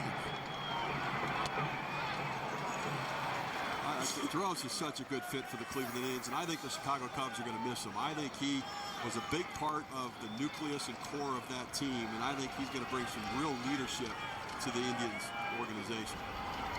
DeRosa had 21 home runs for the Cubs last year, 87 RBIs, scored over 100 runs, and he did all of that while playing left field, right field, second base, third base. I mean, he played all over the field.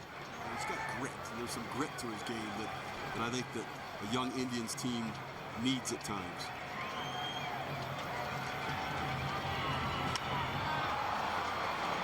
Aoki. And the inning is over. Team Japan having things well in hand, leading 6-2. Team Japan leading Team USA, and there's J.P. Howell of the Tampa Bay Rays, 25-year-old left-hander from here in California. And he was one of the outstanding members of an outstanding bullpen for the American League pennant winners, the Rays, last year. Well, they went from having the worst bullpen in baseball history in 2007 to an outstanding bullpen last year, supporting a quality starting rotation. And this young guy led all relievers and strikeouts last year. Great stuff. And he's a strikeout pitcher, as evidenced by his numbers last year, but he is not a power pitcher.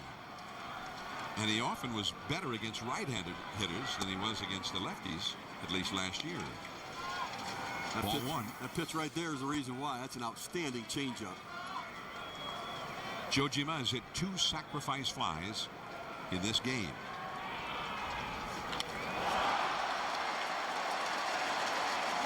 So Jojima, with no runner at third to drive in this time, gets himself aboard with a single, and he has hit well in this tournament.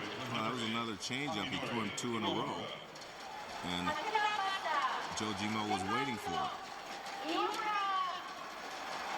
And now Iwamura, his teammate Howell, facing his teammate Iwamura, both with the Tampa Bay Rays in the regular Major League season.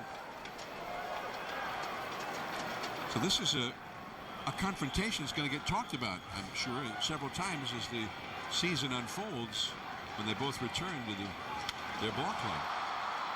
Curtis Granderson at left center. So Howell gets his teammate Iwamura here. Third baseman, One number away.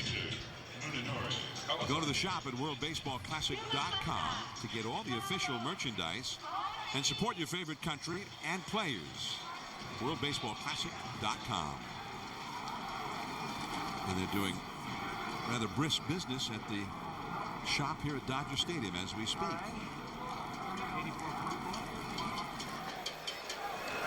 Did you get your gear yet, Joe? No, I have not. I haven't done any shopping. I haven't done any shopping, guys. You know, all you players in the truck, you may have to shop for yourself. Maybe you could get me one of those helmets. I like the way that I like says that too. Japan across the top and it's raised out. Got some style. I'm not sure they sell those in the shop, John. I'm talking to Joe and to you because you guys have connections. I don't care where you get it. I just want one. Come on. Joe, you got more juice than I have. Well, no, I don't know about that. Son of her helmet get you a helmet. But he'll get it from me. John wants one. Ask for 2. You can't ask for 2. I can't ask him for 2 or 3, Steve. Well, ask O and then ask Ichiro. Well, good point. Hey, after tomorrow, they need them, right? Tournament's over after tomorrow. There's Osan Sadaharu O. Legendary Osan. Kawasaki, the 9th place hitter, who has been thrown out on a bunt and is singled and scored a run. Shows bunt and takes a curve for a strike. 1 ball and 2 strikes. Sadaharu O, 868 home runs in his brilliant career. Nearly 3,000 hits. 5 times he won a batting championship besides all those homers. And then became a manager and managed Team Japan to the championship in the first World Baseball Classic. And as you might expect, he also made the Baseball Hall of Fame in Japan. Base hit to left field for Kawasaki. His second hit. So the lefties facing the lefty Howell, but one of them has some success here. Well, John, I was watching their approach. And watch, it just stays back and just flips the ball the other way.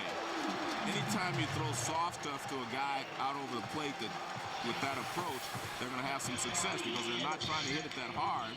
They're just flipping the ball over the infield. They're trying to put the ball in play. And so a good job there by Kawasaki. Marcel Latchman, the pitching coach for Team USA, on the phone to the bullpen. Ichiro, the leadoff man, has gone hitless in this game. It's a strike.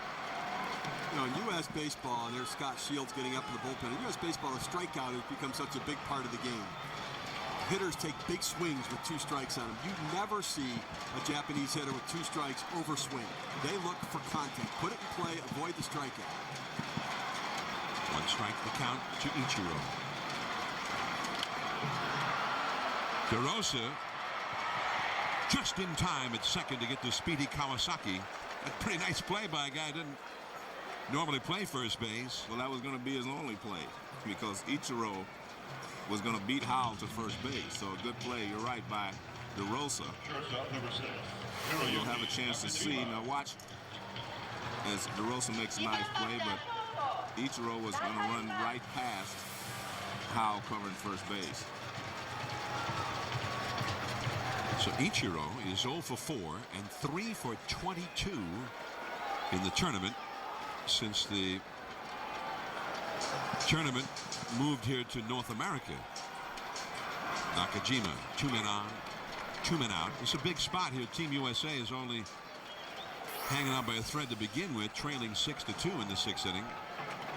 Well, you never feel like you're out of the game as long as one swing can tie the score. And a grand slam could tie the score. If they score one more run, it just makes it that much more difficult. Nakajima knocked in a run. In fact, knocked out Roy Oswalt with an RBI double in the 4th inning. That was the 5th run of the inning.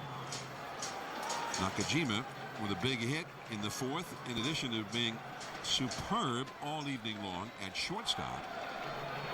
He's handled everything hit his way. They've hit a lot of balls his way.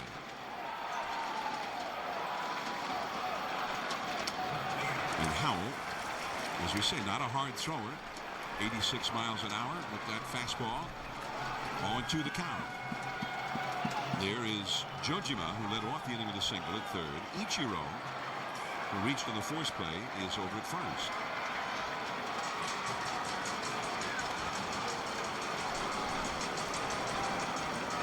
The changeup, and the inning is over. Now to the late innings we go. The top of the order. Team USA down by 4. Roberts, Jeter, and Rollins coming up.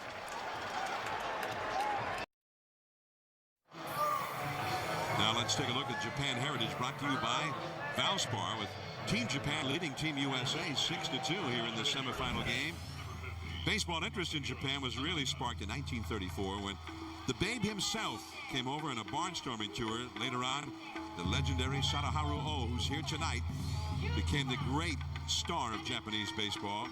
Ichiro, the first Japanese-born position player to play in the major leagues, and then the first World Baseball Classic. And there's Sadaharu Oh alongside Ichiro in the foreground. They won the gold medal.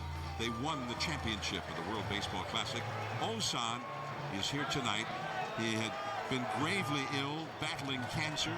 Great to see him here tonight. He's been rooting on this Japanese team. And tomorrow night, the winner of this game will take on South Korea in the championship of the 2009 WBC, the World Baseball Classic Championship game on ESPN tomorrow night at 9:30 Eastern, 6:30 Pacific time. We hope you'll join us from Dodger Stadium, Los Angeles. We got a cold. It's starting to feel cold here. I'm saying there's wind chill factors involved here. Turn on the heat. And here is Masahiro Tanaka. in the game to face the leadoff man, Brian Roberts. Tanaka replaces Sugiyuchi, who had an inning in the third, but not allowing a hit. Still has not allowed a hit in the entire tournament coming out of the bullpen. Roberts led off the game with a home run.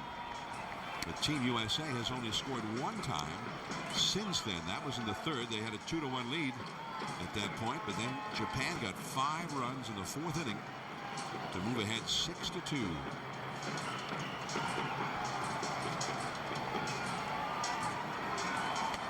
Well, he snaps that slider in there for a strike. 1 ball, 2 strikes. He got a delivery a lot like Daisuke.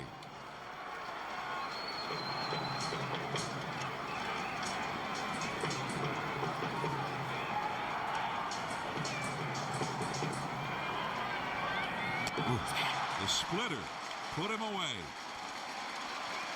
Well, if the delivery works for Daisuke Matsuzaka, it might work for somebody else. And Tanaka, an outstanding split finger fastball right there. Same arm action as the fastball, and then just dropping right off the table. That is such a tough pitch to hit. You see the action on the ball, the sinking action to it. Terrific pitch. Well, John, you mentioned Sugiyuchi being out of the game. He threw 20 pitches, which means that short of the 30-pitch limit, so he'll be able to come back and pitch in the championship game if Japan ends up winning. Be available for manager Hara in that game. If he throws 30 or more, then he would not be eligible. Jeter hit that one off his leg or his foot.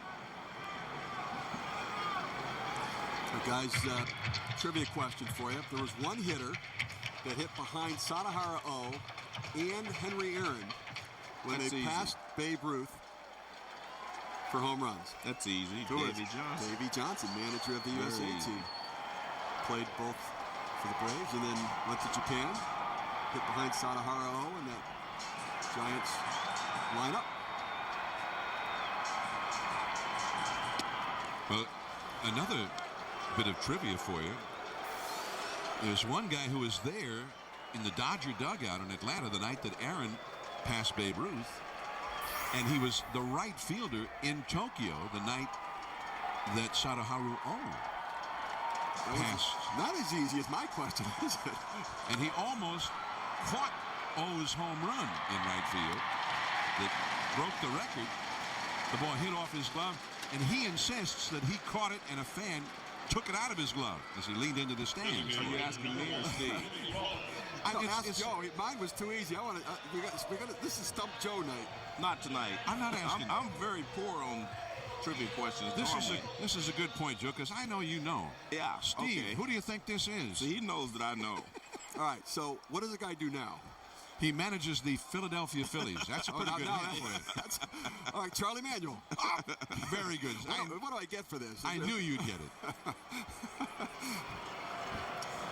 2 down, and here is Jimmy Rollins. In fact, Charlie got called up by the Dodgers, just arrived in town and didn't get into the dugout dressed for the game until the game was underway.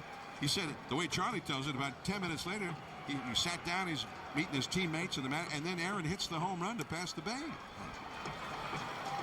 But what you'll find, Steve, is I am not very good at trivia questions overall. I just happen to know those two. I'm only good when they give me answers in my ear from the truck. 1 ball, 1 strike to Jimmy Rollins. Team Japan leading 6-2. And this Japanese bullpen has just been an iron wall. Nobody's been able to break through against Team Japan's bullpen. Their pitching all the way around has been stellar. A 1.2 team ERA coming into this game, but the bullpen's been even better than that. And John, we've talked about this, for future World Baseball Classics. For the United States to compete and, on a consistent basis, the pitching is going to have to be, top pitchers. And I don't know if we're ever going to be able to do that, but I mean, you got the CC Sabathias of the world and all these great pitchers we have here, and they're not part of this. So until we get the pitching to match Japan's best pitchers, we're going to always have a problem. That's a fair ball. into the right field corner. Ichiro digs it out. Rollins is going to keep going. Heading for third. He's going to make it to third. A stand-up triple.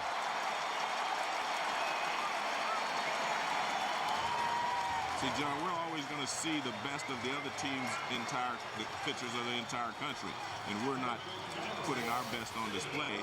Jimmy Rollins, we talked about it before, he seems to be better when he just uses his hands. They're a good balance, and he just turns. He doesn't open too quickly. He just reacts to the ball inside there. And we saw him line a single to right field on a ball away. So Jimmy Rollins seems to be on top of his game. He swung the bat well the entire Classic. So, the Phillies have something to look forward to. And the USA cheer goes up at Dodger Stadium. Are you faster than that? Are you faster than I doubt it.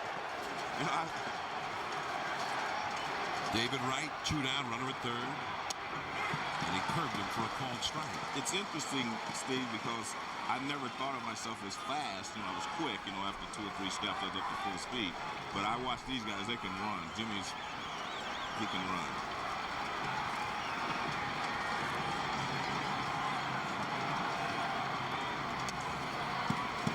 Ball and a strike. Wright has knocked in a run tonight with a double back in the third inning. He is 1 for 3 in the game.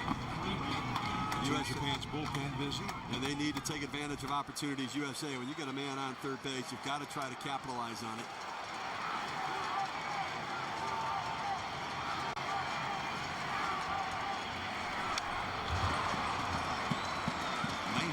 Mile-an-hour fastball. Wright hit a double to knock in a run back in the third against Daisuke Matsuzaka. Well, that's the last run that we've been able to score. Or I should say Team USA's been able to score.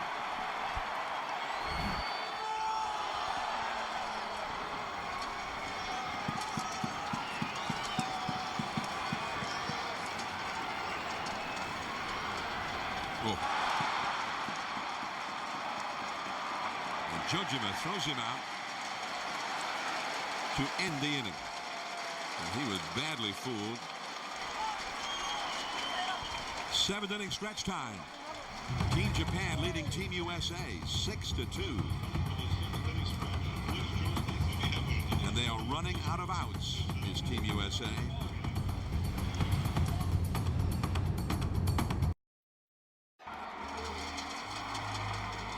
Hall of Fame manager Tommy Lasorda and the legendary Hall of Famer from Japan, Sadaharu Oh, exchanging pleasantries along with Mike Brito, Dodger scout in the background there. Between innings, Osan and Lasorda. Lasorda actually at one time won just about the highest award that any foreigner can win in Japan. And it escapes me the name of the award because obviously I've never won it. But he is held in very high esteem over there. 1 ball and 2 strikes to count to Aoki. Matt Thornton is in the game for Team USA. Matt Thornton of the Chicago White Sox. Been in 4 games in the tournament. And Aoki is down on strikes. He puts him away. You're right, Joe. The left-handed relievers for Team USA, if they had been able to get a lead, it looked like they'd be able to neutralize the left-handed bats. Now they just need to keep putting zeros up and hope that the offense can try to solve the Japan bullpen, which has been phenomenal throughout the entire Classic. Well, they're going to bring in a pinch hitter for one of those lefties now, and this is Kenta Kurihara. After Aoki has struck out, and Kurihara is the man who replaced Murata, the slugger who had the hamstring pull and had to be taken out of the tournament. So here is Kurihara. He doesn't really look jet lagged, but you have to forgive him if he is. He just it was flown from the other side of the world within the last couple of days to get here. He takes a mighty cut and doesn't get it. Kurihara with the Hiroshima Carp at .332 last year, 23 homers, 103 batted in. 0-2 the count. It was clocked over 90, but in the mid-90s, that fastball. 0-2 the count. Kurihara may well be saying, you made me fly for 27 hours, and this is what I have to face? He looks tired to me. I don't know. And the slider. So long.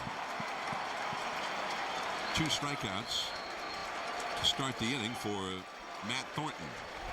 And so far, Team Japan's only had 1 hit against these left-handers out of the Team USA bullpen. Here's Ogasawara, who's coming up to the plate right now. And earlier in the World Baseball Classic against Cuba, could not get around on the fastball. Then in the game against Korea, still could not get around on the fastball. But tonight, made some adjustments. Timed the fastball, went down and got that one. The low fastball, he goes down well to drive that ball and jumped all over Roy Oswald's fastballs. Now he's facing a great fastball from a left-hander. Count is 0-1 to Ogasawara. 96-mile-an-hour fastball from Thornton on that first pitch. Strike 2 at 95 on the outside.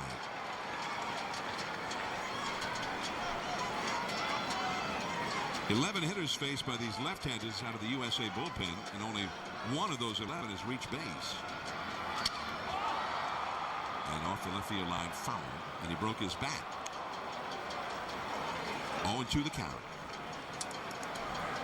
Ogasawara had a single in the second, a single in the fourth, struck out in the fifth. And that strikeout came against a left-hander. Davey Johnson, of course, managed the Team USA entrant in the Olympic Games in Beijing last summer. And they had a meeting with Team Japan, which featured several of these professional players who were on their World Baseball Classic team. He said he started a left-hander against them who's from Double-A ball with the Oakland Athletics, and he shut Team Japan down. And that was not pretty for Ogasawara. 97 miles an hour, right toward his chin. Thornton strikes out the side. Team USA needs some runs. Team Japan is 6 outs away from eliminating Team USA in the World Baseball Classic as we head to the 8th inning in LA. 6-2, Japan leading the United States. And Mahara is the right-hander who has come in from the Team Japan bullpen as Adam Dunn, number 17, heads to the plate. He'll be followed by Ryan Braun and Brian McCann. South Korea watching this ball game, knowing that they'll be facing the winner, and I'm sure that they were hoping that Team Japan would win because they are such fierce rivals. And Mahara comes on now to try and help make that a reality. And Mahara could run that fastball up there. We saw him about 97 miles per hour down at Petco Park in the second round of the Classic. Adam Dunn is 0 for 2 with a walk. He's struck out twice in a fastball at 94 miles an hour. It is 0-1. Well, we've seen Team Japan's relief corps come in and pitch well, but no one's thrown the ball any better than Matt Thornton did the last inning. Just off the inside. You know, there was a point I've been meaning to get to. I wanted to ask you guys about. These left-handers have just been superb against the Japanese lineup, as Davey Johnson figured they would be. But the right-hander Oswald had given up 6 runs before he made that move, and Davey Johnson has felt compelled in this tournament to also, in addition to trying to win these ball games, make sure he gets the pitchers the work that need to get because they're still in spring training mode. And was that a swing? No. Third base umpire Carlos Ray on appeal ruling in favor of Dunn. 2 balls and 2 strikes. The point being, it's an elimination game. It's like a game 7. Team Japan is definitely playing it that way. We know South Korea plays it that way. Cuba plays it that way. But Team USA, although they play hard and they play all out, their pitcher, Roy Oswald, still in spring training mode. And you wouldn't ordinarily leave a guy in there to give up 6 runs when it's all riding on the line that night. I think Davey Johnson has managed with some handcuffs on him throughout this. There are a lot of limitations been placed on him with relievers. I think he's trying to make managers happy. You know, he's splitting time with his shortstops, one playing in the field, one wouldn't. You know, one would DH. When Chipper Jones went down, it made it a little bit easier on him. High papa. A real high papa. Nakajima. The wind carried that one, but he stayed with it beautifully. You know, the issue is that if the United States wants to win the World Baseball Classic, you got to take the handcuffs off the manager. Now, it's tough because of the timing of the year when you've got to get people ready. But the other teams aren't worried about people's feelings. They're making personnel switches in the third inning for defensive replacements, and there's no way that Davey Johnson would do that managing this team. Well, I agree that it's more difficult for him to manage, but I don't know if that's ever going to change. I don't think you can. When you say take the handcuffs off, I don't think you're going to be able to do that because the Team USA players are getting ready for April 6th because they have a long season to go. Korea, Japan, all of them are pointing toward this event, and even in Cuba, they point toward this event. That's a fair ball. Ryan Braun down the left field line. Here comes the throw in by Aoki. It's a double for Braun. And Team USA is pointing toward October. I mean, their team they're trying to get ready to win a world championship. And in a lot of cases, you know, that's the most important thing to them at this time. So I don't think it's ever going to change is the point. And like you said, there are handcuffs, yes, but I don't think that's going to change. See, I think a solution for the United States is that you have a starting team, and then the other players on your roster are utility men. And therefore, you've got other players on your provisional roster who are in their camp getting ready. And if one of your starting players gets hurt, you go get a starting player who's been in camp with somebody working out, and you don't use your utility man to fill in. And I think that there's a way not to worry about playing time that way. And he can play and guys are getting their playing time to get ready for the season. And he's not having to split them. But the issue tonight, and the regular players, that's also part of an issue. Some of them aren't ready to go right now. But Roy Oswalt was left in there because they needed to stretch him out a little bit. He obviously felt compelled that he owed that to the Houston Astros to help Oswalt get ready, while he's also trying to help Team USA win this tournament. And that has been one of the complaints, that their pitchers did not get the work they thought they would get to get ready for opening day. But I think Team USA, we've heard a lot of USA cheers tonight. A lot of fans rooting for the USA here. Unlike in Miami, where it seemed like they were a visiting team. When they played Venezuela, they played Puerto Rico. I see most of the crowd was rooting for the other team. But if you're a fan here tonight and you're rooting for the USA, and then you say, well, they just left Oswalt in there and he got his brains beat out. Well, the whole game and the whole tournament was slipping away during a 5-run fourth inning. It wasn't until he'd given up all 5 of those runs that they took him out. If you're a fan, you feel maybe a little bit betrayed right there. I'm out here rooting for this team and cheering them on, and they're not even really playing the game. Well, I mean, you can take that a step further, though, and say, if you use a guy and you don't get him ready for the season, with the fans of Houston be upset because he's not ready to go opening day. So, I mean, it's a two-way street there. I mean, they have to get ready for their fans as well that are going to support them for the entire season. You're going to have the Houston Astros fans are wondering, is Oswalt going to be ready for opening day? And if you take him out there and he only pitches 2 innings today and not get stretched out, would he be ready for opening day? I mean, obviously those are concerns that some of the other owners and general managers had, in 2006, when their pitchers did not get enough work, in their opinion, to get them ready for the season. So it's a very difficult situation, and it's something, and being honest with you, I don't think it's going to change. And Davey still hadn't made everybody happy, as it is. I'm sure there are pitchers on this staff who won't have had the work that they ordinarily would have had at this point in spring training when they go back to their team. I mean, the reality is he's got to try to make everybody equally unhappy. I mean, he's not going to make anybody happy. So you try to spread it around a little bit. It's tough. It's a matter of priorities. I mean, the priorities here in the States is still the Major League season. Even if it's not Davies, he wants to win, but he knows he has to manage it. For South Korea and Japan, their priority is winning the World Baseball Classic. That's all they care about. And they'll figure out their season when they get back to Japan and Korea. 2-2 the count to McCann. And Mahara misses. 3-2. Well, you know, the basketball team used to mix up with veterans and maybe, you know, some amateur players or college players. Maybe that's the next step. You bring in some minor league players to, you know, support, you know, some of the big league players, and mainly pitchers. I think pitching is the key. 3-2 the count. Runner at second, one out. McCann fouls it off. 3-2. If I could solve the U.S. issues, I think their pitchers have to be more prepared, because our pitchers aren't as prepared as the other guys are. And I also, playing time seems to be something that Davey has to juggle. Derek Jeter one day, Jimmy Rollins, but they pick one shortstop, let him play every day. Therefore, he's getting his playing time to get ready for the season, and then get a utility infielder to back him up. And then if somebody gets hurt, you go get another starter. I think there's a way to solve the issues about playing time and preparedness for the season if you do that. Again, a foul.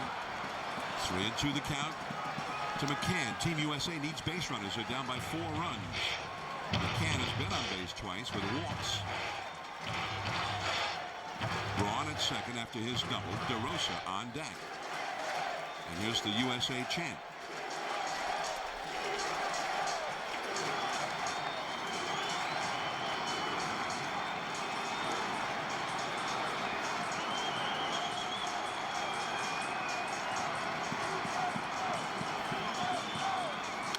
Another foul. This has been a 9-pitch at bat already. He's fouled off several pitches here with 2 strikes. 3 balls and 2 strikes that count to McCann. Now, if you're on this Team USA team and you're playing in front of a crowd that's chanting USA, that's got to be a thrill. Well, I'm sure the players have told us all that it's a thrill for them to be here. But when you started that sentence, I thought you were going to say something. These guys are here playing their hearts out, but they don't have a chance to show their best because they don't have the best of their country here with them, alongside them. Look, I just say it's a very difficult situation. And again, I don't think it's going to be solved. It's always going to have this type of atmosphere and this type of situation for the men. What a trip to the plate for Brian McCann. And they needed him to get on base, and he figured out a way to do it. It took 10 pitches to do it. As he finally coaches the walk, and here comes Hara, the manager, to the mound with 2 men on and 1 man out here in the 8th inning. Yeah, I'm going to take it a step further. We were talking about yesterday, David Wright said you know what you sign up for when you come. Well, Davey Johnson knew what he was signing up for when he came. I mean, you have to realize that. That's fair. Take a look at this at bat. Throw the fastball, the 2-seamer off the plate right there. He takes the ball away. Coming back inside with it. That's a pitch he's going to want back right there down the middle. Tried to go to the split. Brian McCann's getting some balls down the heart of the plate. He's just not quite catching up to. A little bit underneath, kind of collapsing the backside some, but able to fight it off and work the walk. A real battle. So here is DeRosa. Braun at second, McCann at first. Just off the outside of Mahara. DeRosa just missed hitting a couple of home runs to left field. Maybe he needs to take this one to right center and he'll get some help. The wind blowing in from left toward right. Shane Victorino of the Phillies out on deck.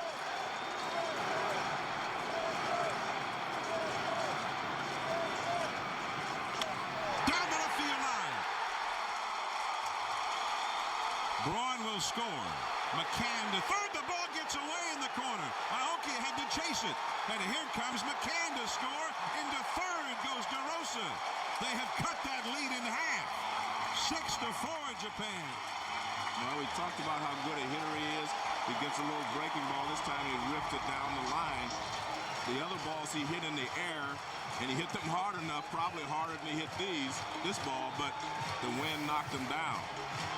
Here it is. It's a fastball pretty much in the middle of the plate, and he turns on it and rips it down the line. And as John said, the ball gets away in the outfield from Aoki, and that allows McCann to come around the score. And Rosa is in the third with a triple. And the dugout for Team USA. They had a dramatic comeback in the ninth inning Tuesday that got them here when they came from a 2-run deficit to defeat Team Puerto Rico, a 3-run ninth inning. Is there another comeback in them? They remember when they beat Team Japan 3 years ago in this tournament. They came from behind in that game. They were down 3-0 at one time in that game and came back to win it. Shane Victorino had been out on deck, but now Evan Longoria, the right-handed hitter, the young slugger from the Tampa Bay Rays, and now this crowd is really into it.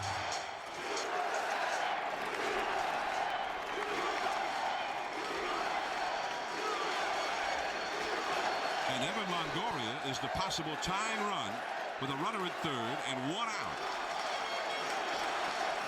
Longoria hit 27 home runs in just a partial year for the Rays last year. Started the year in the minor leagues, got injured during the season. The infield comes in all the way around with a 2-run lead. 1 ball and no strike. Well, they play differently in Japan than they do here, I guess, because normally you would not want to give Team USA a chance to bloop one over and lead to a big inning. Wow. Play the infield in with a 2-run lead. And you would give up this run to get an out and go to the ninth inning leading if you possibly could. A ball and a strike to Longoria. I must admit, I'm a little surprised because Victorino was out on deck. He's a left-handed hitter, and I was wondering why Davey Johnson took him off, because Team Japan only has 2 right-handers up in their bullpen. They don't have a left-hander up down there unless he's going for the whole thing, and it's hard to hit a ball out of here to left field with the wind blowing in. I would think Victorino would have a better chance of pulling the ball to right field, using the wind, and maybe tie this ball game. A ball and a strike to Longoria.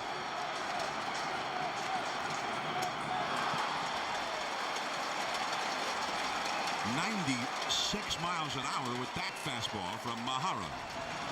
There's the bullpen with Fujikawa and Darvish. Yu Darvish on the left-hand side there, thought to be the likely starter tomorrow night in the final against South Korea if they can get there.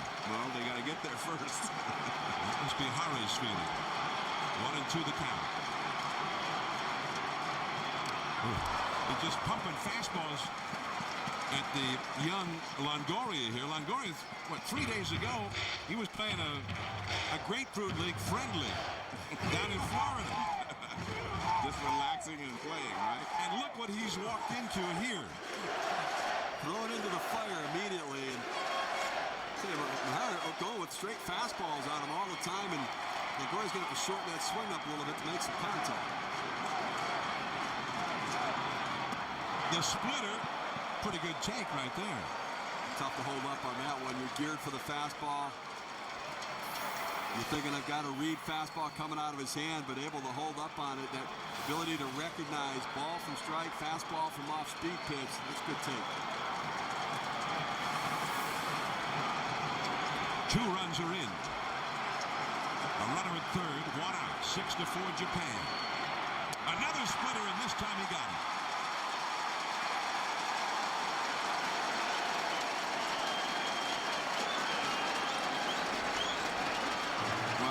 The fastball was overpowering, and he got ahead with the fastball, and that makes you think fastball as a hitter that I have to catch up with it.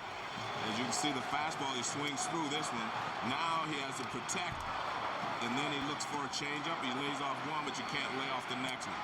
Almost identical pitches, but it's very difficult to do.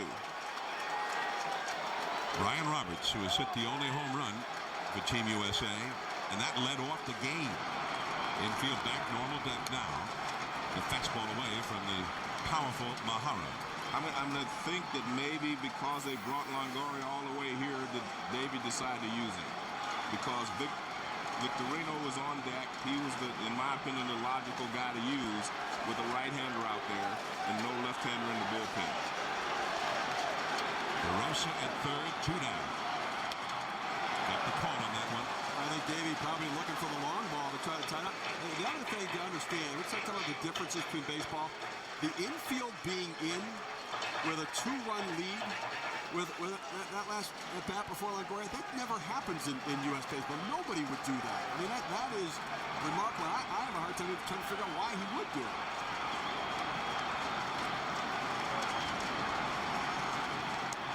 The splitter.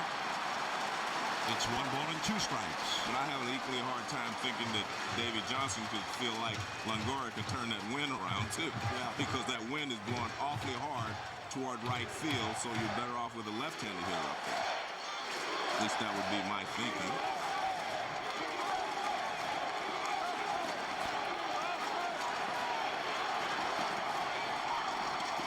Mahara's 30th pitch of the inning. Right here. Mahara's got it. And the inning is over. They do not get that runner home from third. DeRosa was there with 1 out. Mahara pitching for the strikeout on Longoria, got that and then got the comeback. 6-4, Japan, last of the 8th coming up.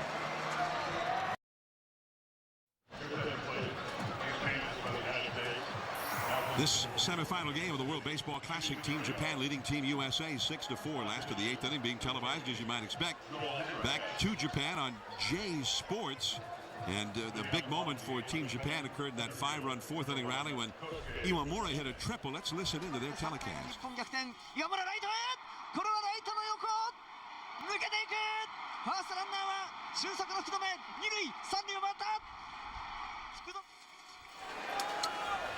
It was pretty exciting. That's some good analysis right there, too. And there's ball 1 from Jim Hanrahan of the Washington Nationals into the game now. Hanrahan, a new teammate for his Team USA teammate, Adam Dunn, who had been signed. Joel Hanrahan, and a fastball at 92 miles an hour to Fukudome for a strike. 1 ball, 1 strike. Shane Victorino is now in center field after Longoria hit for Granderson. Running up as if to bump. Taking that breaking ball too low. There's Victorino out in center field. Fukudome, Jojima, and Iwamura, 3 members of Team Japan who all play Major League Baseball here in North America. The 3 hitters due up, and all of them had a big role in that 5-run 4th inning rally. Fukudome got the first run home, although they scored at an error. He hit a ball very sharply. The tough hop for Roberts. He got called for the error, and runs did score in that play. And then Jojima knocked in the go-ahead run with a fly ball, and Iwamura hit the triple to knock another run home as a leadoff walk to Fukudome. Now, Davey Johnson's had nothing but success with left-handed relievers, but he's got some lefties still coming up, although Jojima now is a right-handed batter coming up. And it looks like a pinch runner is going to go into the game for Team Japan at first base for Fukudome. But he brings in Hanrahan, the right-hander, and again you start to figure, well, Hanrahan must need a little work because it's spring training.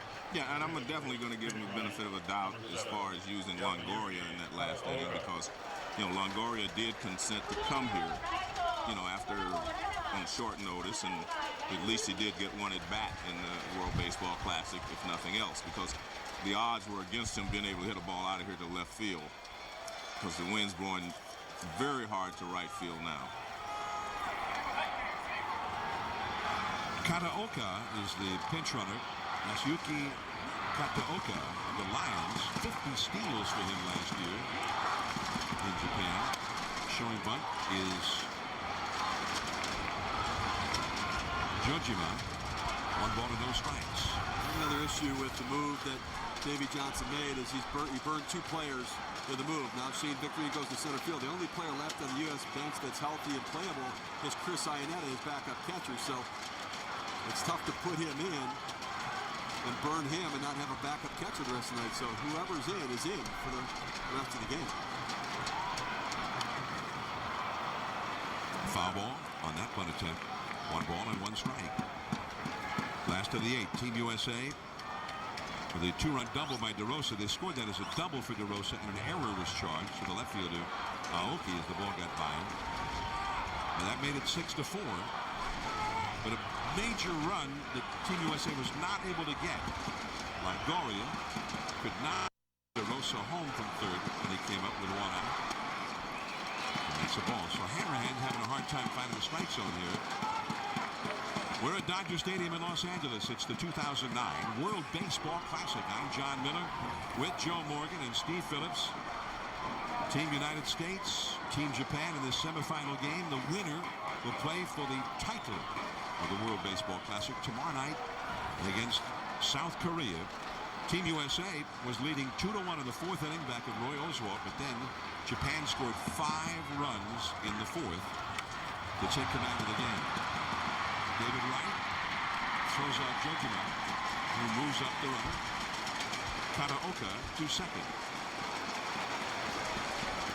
Evan Longoria came up after the 2-run double by DeRosa. DeRosa was at third with 1 out. Longoria has the pinch hitter. They throw him fastballs, then he showed him the split. You see it start in this bottom of the strike zone and bottom out. That's exactly what you want to do. You don't want to start at the top and have it break into the hitter's zone. You want to start at the bottom of the zone and have it fade out. And Longoria swung right over the top.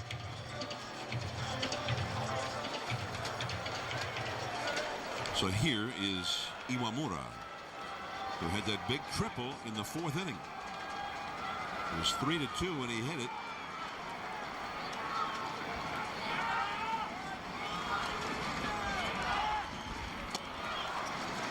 Off the outside to Iwamura. Runner at second, 1 out. Is Team Japan trying to get that little bit of insurance here? Team USA in the 9th inning scheduled to have Derek Jeter, Jimmy Rollins, and David Wright. So they've got people up there who could make a rally happen. 2 runs would be hard enough. Team Japan trying to make it a 3-run deficit. You're right. That's a big run out at second base right now. Nice block by Brian McCann right there. That kicks away. You'd have a runner on third base with less than 2 outs. Keep him on second. Try to get an out. Force him to get a base hit to pick up the run. And the young Japanese ace, Yu Darvish, is warming up in the bullpen as we speak. So it becomes apparent that he is going to come in for the 9th inning of this game. Hanging slider from Hanrahan, but it works out. Roberts throws out Iwamura. 2 down over to third base goes Kataoka. 2 down. Sports Center. Right after the game, stay tuned for that. The entire day in the world of sports will be presented to you on Sports Center. Steve Berthune and John Anderson will have the whole story on Sports Center right after this game. Now Kawasaki. Munenori Kawasaki. Runner at third, 2 down. He takes ball 1. Now this guy, we've seen it. He's a pretty good bunter. He wants to figure out a way to get that runner home from third here. Well, David Wright is playing in close at third, as well as DeRosa at first base. This is going to be a tough play from the hole at short. Jeter. High and wide, safe at first, and a run has scored.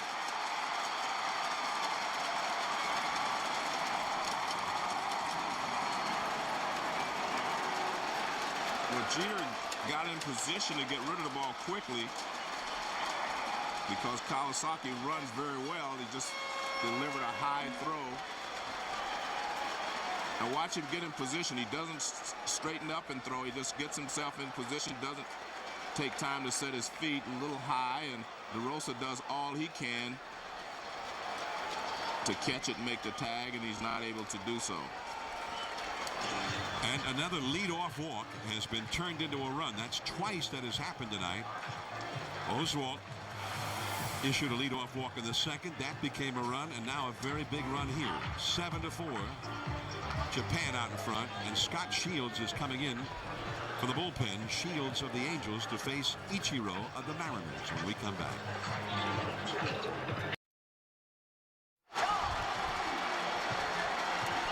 Joel Hanrahan out of the game now. His leadoff walk having turned into a run on what was scored as a throwing error on Jeter. Although I would call that a forced error by the speedy Kawasaki. And here is Ichiro, who takes a called strike from Scott Shields.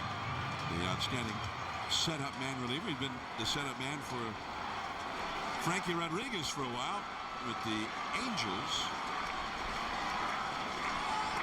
Runner goes, and the throw is too late for McCann. Kawasaki steals second as Japan wants more. I wish I had said this out loud earlier, but you know, you bring in Hanrahan in the situation that you did. Scott Shields is your best other middle relief pitcher out in that bullpen. Better than Hanrahan, more experience than Hanrahan. Rather than bring him in after having given up a run, I think he would have been a nice option to go to start the inning. Coming off of those left-handers, you need to put a 0 up on the board after scoring those runs. I'd bring in my best guy to do it. And a swing by Ichiro, fooled on that curveball from Scott Shields. Well, it goes back to the conversation we were having. One team is playing as if it's a World Series, and the other is sort of alternating between that and a Grapefruit League game, a Cactus League springtime exhibition. Well, it looks more like the All-Star game, where you're trying to get everybody in under any circumstances. 1 ball and 2 strikes. Ichiro gets a piece of it. Going back, Joe, you had commented about Victorino having been out on deck to pinch hit for Granderson. But Granderson himself, we were just talking about it between innings, he was a left-hander hitter with power against a right-hander on the mound to begin with. And the wind is definitely blowing out to right field. I mean, it's just a gale out to right field right now. So you'd rather have a left-hander up there just to get the ball in the air if you're trying to tie the score. But again, you know, giving David the benefit of the doubt, Longoria came here, so they wanted to use him, and he's trying to use everybody else. As you said, trying to make everyone happy. Right center field. That's in there for a hit. Adam Dunn picks it up. Another run has scored. Kawasaki in. Ichiro's first hit of the night. And Team Japan is another step closer to the championship game. We talk about the contact hitting approach. 2-strike approach, ball down, way out of the zone. But if you're going to commit, go down and at least make contact with it. And, you know, it's always a good sign for Japan when Ichiro gets himself going. We talked about Murata, their power bat, being out of the lineup. They need to manufacture runs. He's a big part of it and a good sign for him to get things going if they are to advance to the championship game. Kawasaki has been a key man tonight. He's had 2 hits. Been involved in 2 different rallies where he's scored big runs. Here's Nakajima, the shortstop, who has also been a key man tonight. He's just been flawless in the field. Team USA has been charged with 3 errors in the game, meanwhile, and 4 of the Team Japan runs are listed as unearned runs. And that is the margin in this game. They lead by 4 unearned runs. A ball and a strike to Nakajima, who is 1 for 4 in the game. If you're doing a scouting report on Team Japan's hitters, the left-handed hitters especially, do not throw the ball down. I mean, you have to keep the ball up. We've seen them go down. That ball that Ichiro hit was almost a foot off out of the strike zone. But Adam Dunn let that ball go right by him, and that will allow another run to score. Adam Dunn came over there and then just watched the ball skip by him. Ichiro comes all the way around to score. Nakajima into second. And suddenly Team USA just falling apart out there. 9-4 Japan.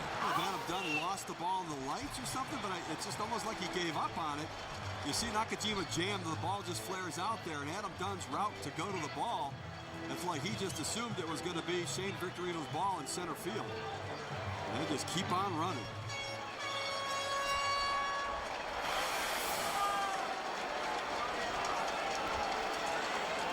Here is Aoki with Nakajima at second. So 3 2-out runs have scored, all unearned runs because of the error by Jeter. But I will say, all errors are not equal. That error was forced by the man who hit the ball, Kawasaki. Jeter had to get rid of that ball flat-footed from deep in the hole. And you pointed out, Joe, he was in position to throw the ball. But that's a long throw to make flat-footed. and forced by the great speed of Kawasaki. Aoki retired. Roberts throws him out. Team USA needs a miracle now. They need 5 to stay alive. Jeter, Rollins, and Wright coming up.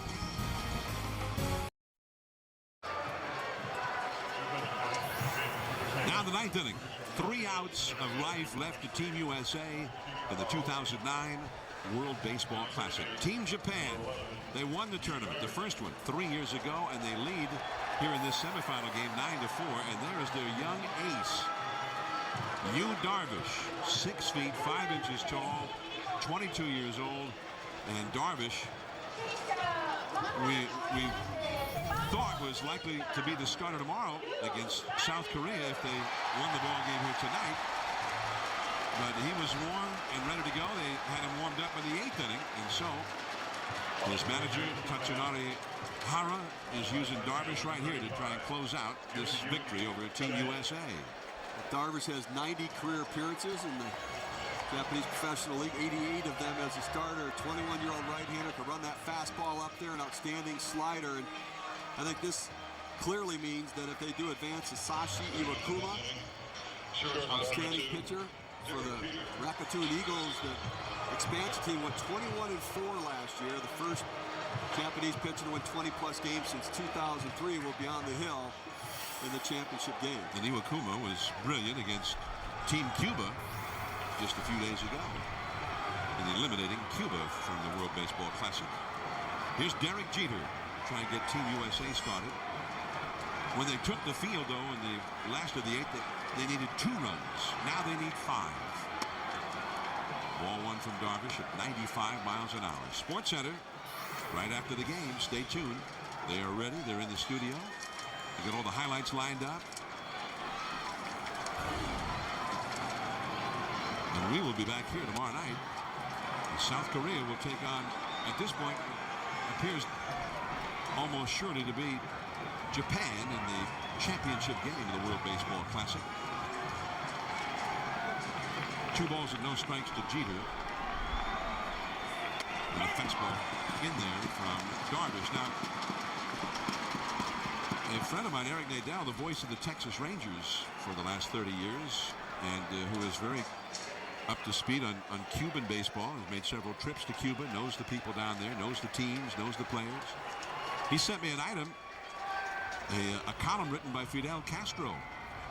It appeared in the Friday newspaper, the official Communist Party newspaper in Cuba, Granma. And Fidel praised his team, praised the players and whatnot, although he condemned the manager, basically. That's never good. Saying the leadership was not good in San Diego. But Fidel said that he thought there was no way that any team from the West currently in the tournament could beat either South Korea or Team Japan in this tournament. And on that one, Fidel appears to be right. Jeter is 1 for 5 in the game, and here's Jimmy Rollins. Rollins has not been retired. Jimmy Rollins has had 2 singles, a triple, and a walk.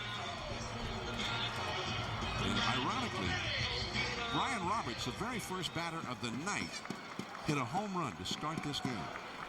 And no Team USA leadoff man has reached base since then. 8 consecutive innings without getting a leadoff man on board. And a strike called to Jimmy Rollins. Rollins 3 for 3 plus a walk tonight, hitting .391 in the tournament.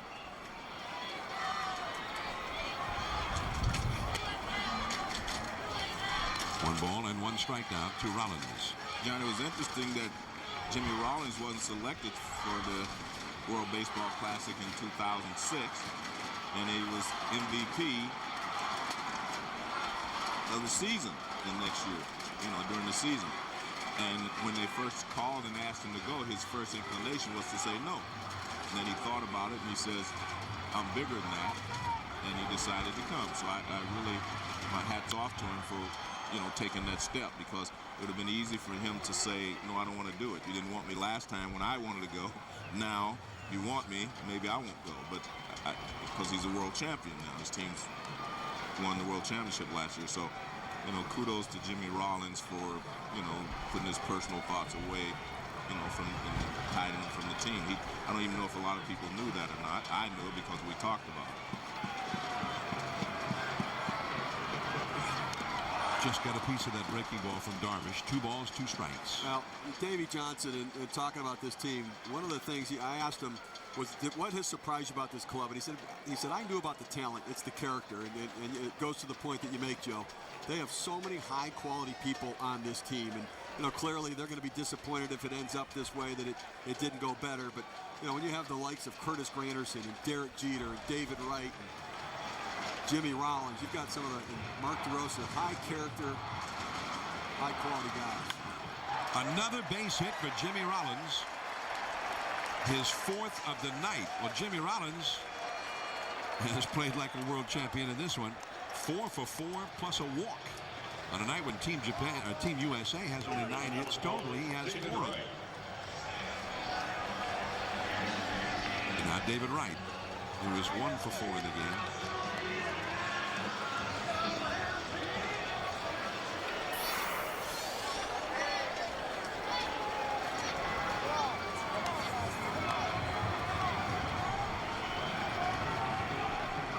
David Wright knocked in the go-ahead run in the 3rd that gave Team USA a 2-1 lead, which they had for a brief time. He hit a double into right center field. Struck out twice since then. 1 ball and no strikes. David Wright and Jimmy Rollins, teammates. It doesn't really add up, does it? I mean, they are bitter rivals during the Major League season. David Wright of the Mets, Jimmy Rollins of the Phillies, and that's turned into a Yankees-Red Sox kind of a rivalry in that National League East. And of course, Jimmy Rollins made some remarks that were taken as inflammatory remarks by Mets fans year before last. And he said the Phillies would definitely beat the Mets and win the division, which they did. That was a foul ball. No play. You saw that celebration against Puerto Rico, and you know, seeing Mets and Yankees and Red Sox and Yankees jumping on each other's shoulders, celebrating and slapping high fives, it is odd. But it also goes to the fraternity that's baseball, and being part of a team and certainly representing your country brings out the best. But Jimmy Rollins was giving Derek Jeter a lot of grief at the batting cage, just as if they'd been teammates for years.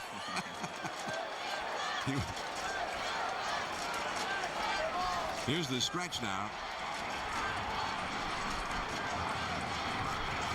And that breaking ball from Darvish is low. 2 balls and 2 strikes. Jimmy Rollins was asking people about Daisuke Matsuzaka's pickoff move, thinking that he might have a chance to steal a base against him. He's asked Jeter about it. He says, oh, I probably don't need to ask you. You don't need to know. Jeter got a little offended. He swung. Earlier in his career, obviously, Jeter stole quite a few bases, especially in clutch situations.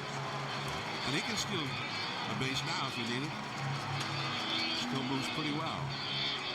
Right fielder, number 17. So 2 down. David Wright strikes out for the 3rd consecutive time. And here comes Adam Dunn, who is 0 for 3 plus a walk. Team Japan. South Korea tomorrow night, 9:30 Eastern Time, 6:30 out here in the Pacific time zone. There goes Rollins. They're not holding him, and a called strike to Adam Dunn as Rollins takes second base uncontested. Meanwhile, the catcher Jojima out to talk to Darvish. Yu Darvish allowed 3 first-inning runs to South Korea on Tuesday night. Japan went on to lose to South Korea in that game, setting up their elimination game the next night against Cuba.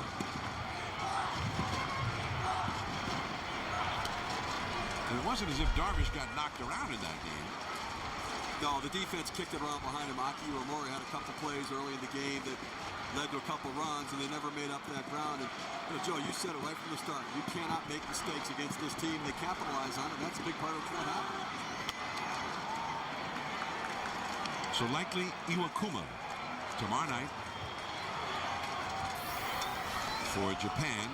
And Jun Kyun Bong, I'm sure, will go for South Korea. I'm not sure because they've told me, but he has beaten Japan twice in this tournament this year. He's experienced, and he asked for the ball after they got clobbered in Tokyo. So I'm sure he's asked for it again. I would hope so. He should just be handed it at this point. You beat him twice.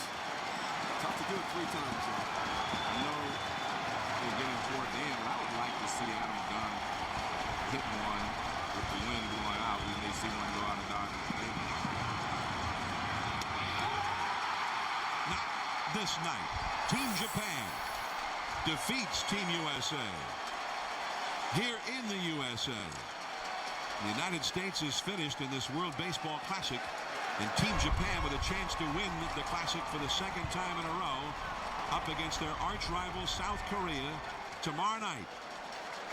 9-4 the final, Japan beating the U.S. Well, it's the final pitch of the ball game. Fastball, Dunn obviously looking for something else. Fastball right down the middle as Dice K and his teammates celebrate.